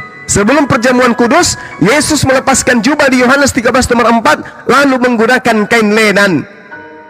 Jadi kalau kita di pengadilan, ketika ada orang yang tertangkap, wah ini bukan Yesus ini, bukan yang asli ini. Loh kok bisa, Pak? Yang asli itu terlihat kemudian menggunakan kain lenan. Ini bukan, dia hanya menggunakan kolor. Bukan ini. Kalau Yesus anak Miriam itu, anak Maria itu menggunakan kain lenan. Kata yang menangkap, waduh Pak, yang menggunakan kain lenan Pak lolos dia Pak, melarikan diri Pak. Loh, kenapa kamu tahu? Iya Pak, karena dia lari melepaskan kain lenannya kami dapatkan, tapi orangnya kabur. Waduh, yang kamu bawa ini bukan asli, ini KW coy, ini KW. Tapi nggak apa-apa terjadi pembunuhan terhadap dia. Kenapa? Karena Tuhan sudah mengatakan pengkhianat akan dipakai untuk menggantikan orang yang jujur. Amsal 21 nomor 18. Jadi eksekusi itu terjadi, selesai, hening cipta dimulai, tang tang tang tang, muncullah kemudian Paulus, teman-temannya ingin menjual ajaran kepada penjajah penguasa kala itu. Maka mula-mula kemudian disebut Kristen di Antioquia lah orangnya pengikut Paulus itu, dijual ajarannya ke Romawi dan Yunani. Lahirlah Kristen dengan menuhankan Yesus pengganti Yesus anak Maria. Yang dipakai adalah Yesus Barabas atau Yesus anak Bapa. Demikian. Oke, terima kasih Bang Juma. Saya akan meresponnya dan menyangannya juga pakai data. Tadi saya pakai data, saya juga pakai data sekarang. Sekarang Silakan. kalau mau pakai data secara logika, ya, makasih.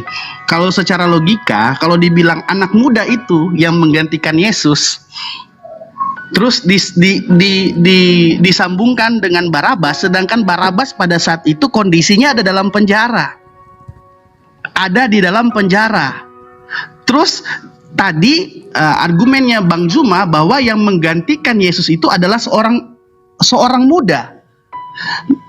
Kalau mengacu pada ayat itu di dalam Markus 14 ayat 51, ada seorang muda yang pada waktu itu hanya memakai sehelai kain lenan untuk menutup badannya, mengikuti dia, mereka hendak menangkapnya. Oke? Kalau yang dimaksudkan ini adalah Yesus yang KW, terus dihubungkan dengan Barnabas, sedangkan Barnabas ini ada dalam penjara, berarti nggak nyambung dari situ. Berarti nggak nyambung. Yang mana, seorang muda ini atau seorang Barnabas? Sedangkan Barnabas ini posisinya ada di penjara. Dari contoh itu juga nggak nyambung. Berikut, kenapa saya bilang Yesus itu mati di atas kayu salib? Tapi saya juga punya argumen bahwa Yesus itu tidak mati di atas kayu salib kalau dia tidak menyerahkan dirinya. Karena memang saya pelajari, tidak ada orang yang bisa membunuh Yesus, siapapun itu, kalau bukan Yesus yang menyerahkan dirinya. Betul sekali kata Bang Zuma, Yesus itu tidak berdosa dan tidak ada orang yang bisa membunuh dia. Memang betul, selain dia menyerahkan nyawanya. Datanya di dalam Matius 27 ayat yang ke-50, di situ jelas sekali Yesus berseru pula dengan suara nyaring lalu menyerahkan nyawanya. Ada banyak orang Kristen juga yang nggak tahu, mereka pikir Yesus itu mati karena dibunuh atau disalib. Tetapi buat saya yang sudah pelajari Alkitab, Yesus mati bukan karena dibunuh atau dipaku di kayu salib, tetapi dia mati karena memang dia secara sukarela menyerahkan dirinya. Karena itu ada datanya. Di dalam Matius 27 ayat yang ke-50, Yesus berseru pula dengan suara nyaring lalu menyerahkan nyawanya. Maka kami dalam kekristenan meyakini bahwa Yesus mati, tapi dia mati bukan karena dibunuh, tapi menyerahkan nyawanya dengan sukarela. Begitu. Dan kalau mau dihubungkan dengan Barabas dan orang muda tadi nggak sinkron, karena orang muda tadi ada di luar, Barabas ada di dalam penjara. Terus mau dikatakan bahwa Barabas yang ganti Yesus, orang muda yang ganti Yesus, itu kan nggak sinkron. Jadi buat saya, memang Yesus itu cuma ada satu di Bible. Kalau Bang Suma bilang Yesus itu tidak bisa mati, dia tidak bisa mati memang. Selain dia menyerahkan dirinya. Karena memang itu tertulis di dalam Bible bahwa Yesus menyerahkan dirinya, setelah dia menyerahkan dirinya, nyawanya, baru dia bisa mati. Selama dia tidak menyerahkan dirinya, sekalipun dia dicambuk, ditombak, tapi dia tidak pernah menyerahkan dirinya, dia tidak akan mati. Nah, itulah banyak juga kekristenan yang tidak tahu. Mereka pikir Yesus itu cuma mati di atas kayu salib, sudah selesai. Tetapi Yesus itu mati sebenarnya karena menyerahkan nyawanya, baru dia bisa mati. Dan datanya sudah saya sebutkan tadi. Terima kasih. Oke, baik. Jadi satu kesalahan fatal yang saudara saya lakukan, entah itu sengaja atau tidak sadar atau kurang belajar ya, maaf. Data yang Anda bawa tadi itu, pada saat kita saling sanggah, saya katakan Markus 14, saudara mengatakan Markus 15. Justru Markus 15 itulah yang menceritakan adanya keadaan poiesai apelosen. Yesus Barabas dibebaskan pada saat disesahnya Yesus, Barnabas pun dilepaskan. Dan oleh karena Pilatus ingin memuaskan hati orang banyak itu, maka ia membebaskan Barnabas bagi mereka, tetapi Yesus disesahnya lalu diserahkannya untuk disalibkan. Anda keliru di situ, entah sengaja atau tidak. Jadi Barnabas itu dibebaskan. Ya Bang, saya dengerin dulu. Ya, nggak apa-apa. Ya. Lanjut. Jadi Markus 15 nomor 15, Yesus Barnabas itu diloloskan juga, dibebaskan untuk memuaskan kemudian orang-orang Yahudi pada masa itu. Barnabas dibebaskan. Kan ditanya, siapa yang hendak aku bebaskan untuk kalian? Mereka berseru kemudian teriak, Barnabas, loloskan Barnabas, salibkan Yesus. Oke, jadi dua-duanya keluar dari penjara. Dua-duanya. Satu digiring untuk disalibkan, satu digiring untuk disalibkan, satu lepas entah kemana rimbanya. Padahal itu adalah sesuatu yang tidak rasional. Kenapa? Karena Barnabas itu adalah pembunuh, Barnabas itu adalah penyamun, Barnabas itu adalah perompak. Dia adalah penjahat nasional yang susah payah dicari, kemudian dilepaskan. Kenapa demikian? Karena Tuhan merencanakan itu semua. Ketika saudara mengatakan Yesus menyerahkan nyawanya, memang betul. Tidak ada orang mati di atas muka bumi ini tidak menyerahkan nyawanya, meskipun mempertahankan nyawanya sekuat tenaga sampai masuk ke dalam lapisan baja, lapisan beton untuk sembunyi, tidak mau menyerahkan nyawanya, tetap saja mati. Mau Anda tidak serahkan nyawa pasti mati. Makanya Yesus mengatakan, biarkanlah cawan ini berlalu, tetapi bukan atas kehendakku yang terjadi, tetapi atas kehendakmu. Ibrani 5 nomor 7. Sebagai manusia dia mempersembahkan doa yang sungguh-sungguh kepada Dia yang mampu menyelamatkannya dari maut, dan atas kesolehannya doanya dikabulkan. Doanya untuk apa? Salibkanlah aku. Oh tidak, selamatkanlah aku. Doanya dikabulkan, berarti dia tidak disalibkan. Itu satu. Yang kedua, Bung, ketika berbicara anak muda, ingat Markus 14 sudah ada Yesus yang ditangkap. Murid-muridnya di data 51 semuanya lari tunggang langgang meninggalkan Yesus. Murid diceritakan semuanya, tak ada terkecuali di sana, semua. Tapi apa yang terjadi? Muncul kemudian anak muda menggunakan kain lenan. Di belakang oknum yang namanya Yesus yang sudah ditangkap. Kan ada dua Yesus tuh. Yesus sudah ditangkap, tapi muncul kemudian orang yang menggunakan kain lenan di belakangnya. Oh, itu murid Bang semua. Bullshit. Murid diceritakan semuanya sudah lari. Lalu ini siapa yang menggunakan kain lenan yang di belakang Yesus ini? Siapa? Kita cari datanya. Yohanes 13 nomor 4, yang menggunakan kain lenan Yesus anak Maria. Jelas sekali kok, datanya lengkap. Tapi Yesus yang ditangkap, memang Yesus sama dengan Isa alaihissalam. Isa alaihissalam diangkat ke langit, yang ada ditangkap juga Isa, tapi itu KW. Orang yang diserupakan Isa juga, tapi KW-nya, penggantinya. Amsal 21:18, pengkhianat dipakai sebagai, orang fasik dipakai sebagai ganti, pengkhianat sebagai ganti, orang jujur, orang benar diselamatkan. Yesus orang benar, Yesus orang jujur, ya diselamatkan. Yesus tidak boleh dibunuh. Yesus itu kalau dibunuh merupakan kekejian dan hal yang dibenci oleh Tuhan. Maka mau tidak mau dia harus diselamatkan. Lagi pula, yang ketiga, lagi pula. Sekali lagi saya katakan, coba saudara saya ini buka Matius 4 nomor 6. Yesus ditenteng oleh iblis, tak naik ke atas bumbungan bait suci. Oke, ditenteng sama iblis naik ke bimbingan bait suci. Langsung iblis yang mengatakan begini, hai Yesus, ya, jika kau Mesias, jika kau anak Elohim, buang dirimu ke bawah. Ada apa? Karena ada tertulis tentang anak Elohim. Apa itu? Kalau kau anak Elohim, kamu tidak usah takut, kakimu tidak akan sampai ke bawah. Loh, kok bisa? Yes, karena ada tertulis tentang engkau, bahwa Tuhan pencipta langit dan bumi akan mengirim malaikat untuk menyelamatkan, agar kakimu tidak sampai ke bawah, tidak sampai ke dasar. Masa sih? Iya.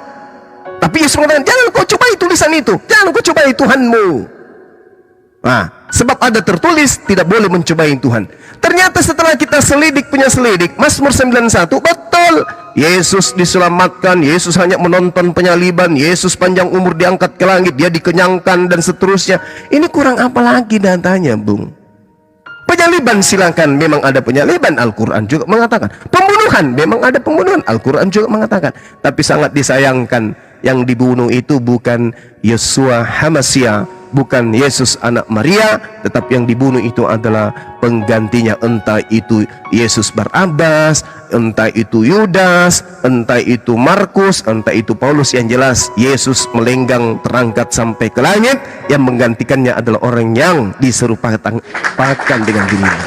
Gitu, Bang. Lanjut. Oke, makasih Bang Suma. Mungkin ketika Bang Suma membahas soal Markus tadi dan soal Barabas, mungkin ada sedikit kekeliruan atau mungkin Bang Suma belum sedikit membaca.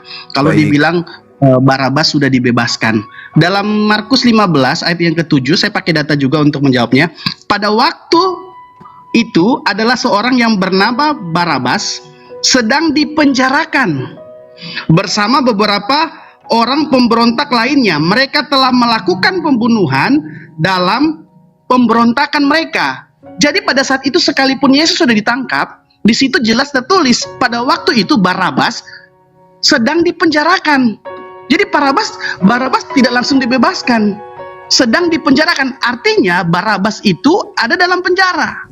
Nanti di dalam ayat ke-15, setelah bernegosiasi Pilatus dengan imam-imam Yahudi, baru dalam ayat ke-15, dan oleh karena Pilatus ingin memuaskan hati orang banyak itu, ia membebaskan Barabas. Jadi jelas sekali kekeliruannya di sini. Karena apa? Barabas pada saat itu belum dibebaskan ketika Yesus ditangkap. Jadi nanti Barabas dibebaskan pada ayat yang ke-15. Sedangkan Yesus sudah ditangkap dalam Markus 14. Jadi kekeliruan, mungkin Bang Suma belum tidak baca dengan baik. Mungkin dalam ayat yang ke-7 situ Barabas belum dibebaskan. Ketika Yesus ditangkap, Barabas belum langsung dibebaskan. Bahkan ketika Pilatus sedang bernegosiasi dengan imam-imam Yahudi, itu Barabas pun belum dibebaskan. Kalau tadi saya kan mendapat narasinya Bang Suma, ketika Yesus ditangkap, Pilatus itu sudah dibebaskan ketika diperhadapkan. Tidak, bahkan setelah diperhadapkan pun Barabas itu belum dibebaskan. Jadi ada sedikit kekeliruan kalau statement Bang Zuma bilang sudah dibebaskan ketika Yesus ditangkap. Tidak, karena ayat ke-7 jelas sekali menjelaskan bahwa dia sedang di dalam penjara.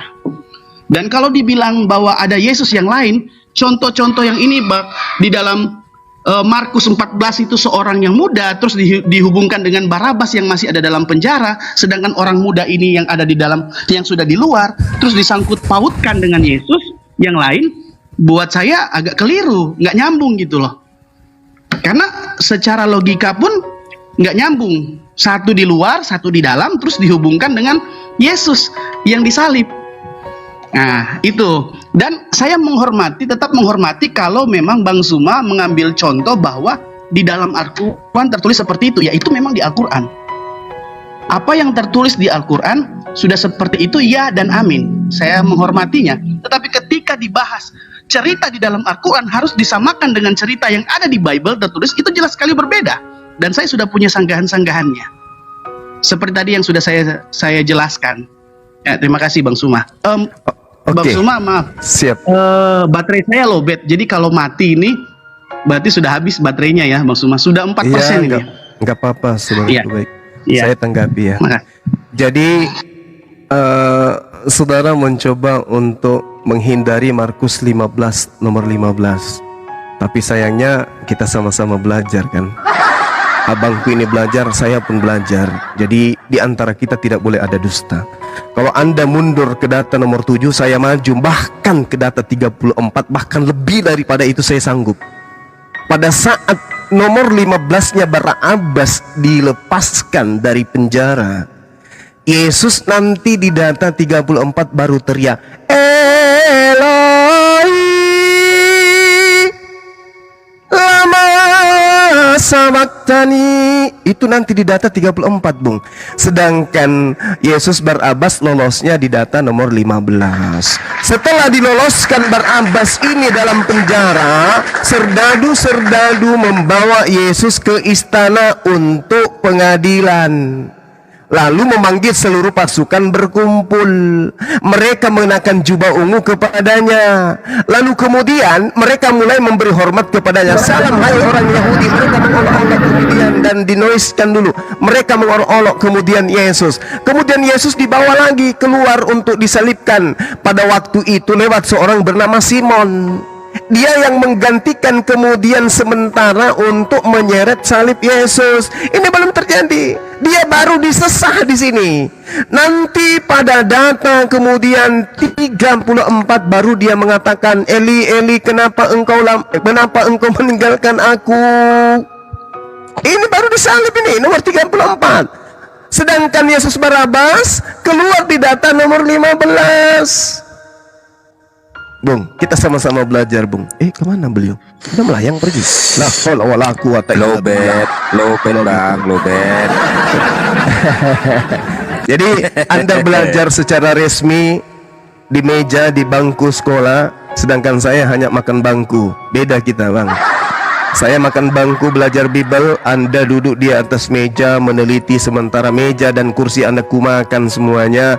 Jadi ketika Anda mengatakan dia disalibkan, di nomor 7 dia dibebaskan, nanti di Markus 15 nomor 15-nya kemudian baru Barabas ini dibebaskan. Tapi ingat Bung, Yesus belum disalib pada saat itu.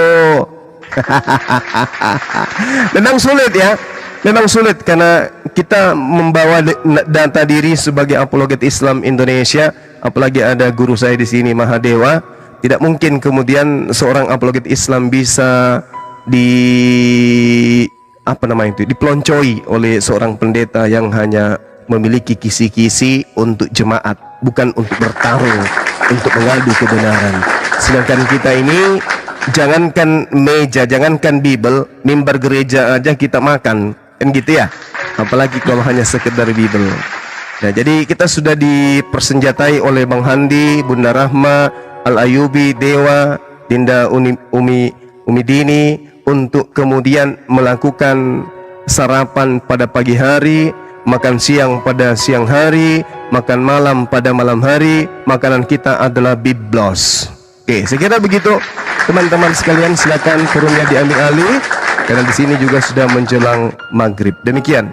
Salam satu Tuhan. Assalamualaikum warahmatullahi wabarakatuh. Waalaikumsalam warahmatullahi wabarakatuh.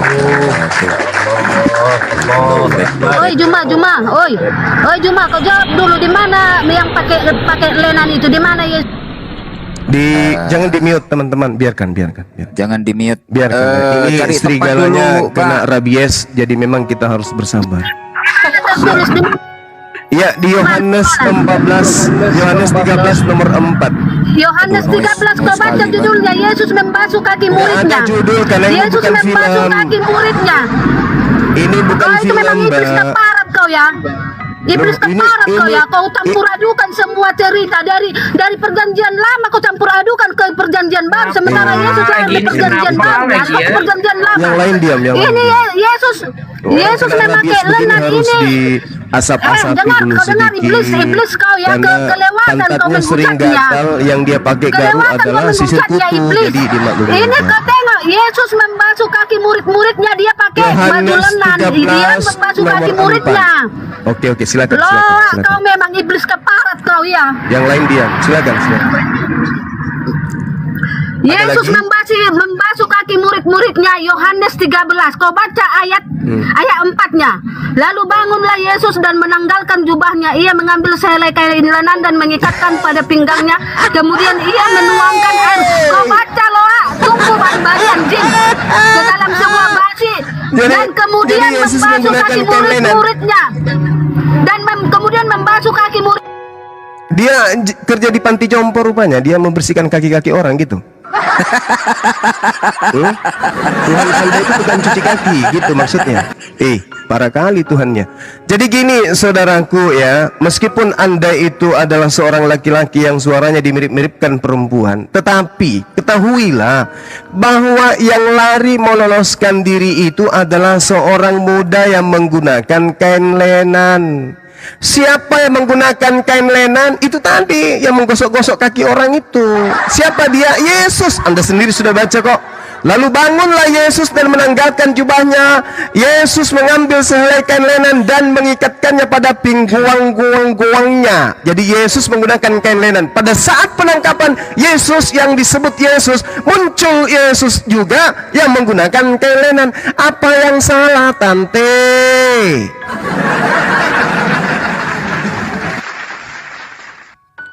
Rasmi, Rasmi, Kang buka Alayubi, mic kamu. Kang Alayubi, siapkan ambulan, siapkan ambulan. Semuanya istilah 2024. Dia membasuh kaki muridnya. Dinda Ayubi 2024. Membasuh kaki Ambulans muridnya itu dia. sirenenya Pakai baju bunyi lenan. dangdut, Kau bilang bukan lagi kayak lari. gitu. Oh, dangdut. Iya, coba. Begitu. 2024 sirene ambulans itu begitu. Ia membasuh kaki murid-muridnya, lalu menyekanya dengan kain yang terikat pada pinggangnya itu. Maka sampailah kepada Simon Petrus. Kata Petrus kepada Tuhan, engkau hendak membasuh kakiku? Jawab Yesus kepadanya, apakah yang kuperbuat? Engkau tidak tahu sekarang, tapi engkau akan mengartikannya kelak. Nah, dia di situ memakai lenan itu membasuh kaki muridnya. Terus dia Kau lepaskan ngerti? kain lenannya. Dilepaskan. Nggak ada dilepaskan. Kau baca lah. Pada saat kapan dia melepaskan kain lenan tersebut? Pada saat ingin ditangkap tentara Romawi, barulah Yesus melepaskan kain lenan, lalu lari dalam keadaan tencang. Aduh, bersin aku. Sorry. Jadi gitu, Paman. Yesus menggunakan kain lenan, yang lari meloloskan diri menggunakan kain kebaya, bukan? Menggunakan kain batik, bukan? Kain apa? Daster, enggak, kain lenan.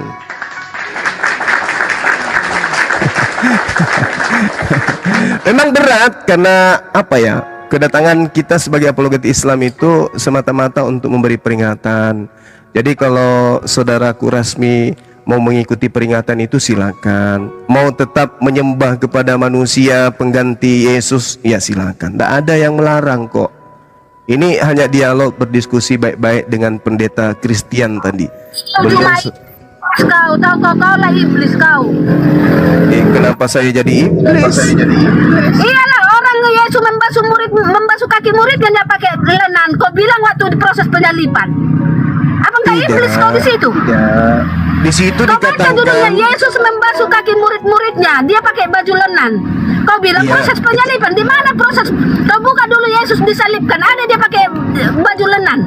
pada saat penangkapan tidak ada Yesus menggunakan kain lenan. Kenapa? Karena Yesus yang disalib itu bukan Yesus yang menggunakan kain lenan, tapi Yesus lain. Yang menggunakan kain lenan itu tidak sempat ditangkap karena dia lolos, lari. Coba Anda baca di Markus 14 nomor 50, 51, 52. Yesus ditangkap, Yesus KW. Yesus yang asli ingin ditangkap, tapi sebelum ditangkap dia melepaskan kain lenan itu untuk lari. Dia lari dalam keadaan telanjang. Begitu, Mbak. Jadi tadi setelah dia mencuci kaki muridnya, kain lenan itu mungkin karena bau kaki sehingga dia lepaskan rela-rela, dia telanjang karena mungkin kain lenannya busuk gitu. Gimana kakinya nggak pernah dicuci, dilap pakai kain lenan. Daripada dia lari tidak kencang larinya, mending dia lepaskan, kainnya. Ini sama seperti orang yang renang. Kalau dia renang menggunakan kain lepis, dia lama, bisa-bisa tenggelam. Dia lari menggunakan kain lenan, basah kain lenannya habis ngelap, mending dibuang aja. Lari telanjang, aduh hai, kayak gitu. Paham ndak? Sampai di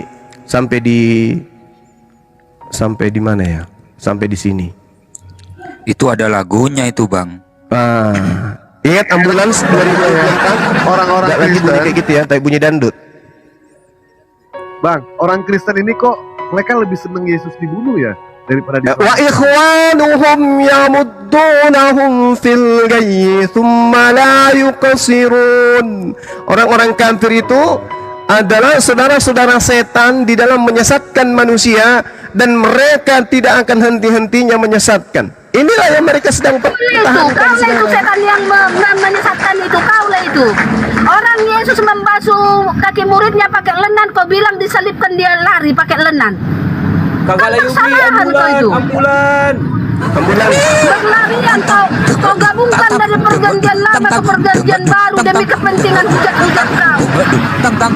Tidak begitu juga Udah beda kali. cerita, udah beda Itu judulnya dandutan percampuran. beneran. Ambulans dandutan itu nggak kayak gitu, kayak gini.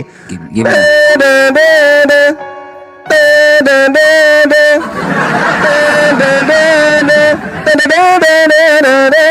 Itu kalau lampu Asik. merah. Asik.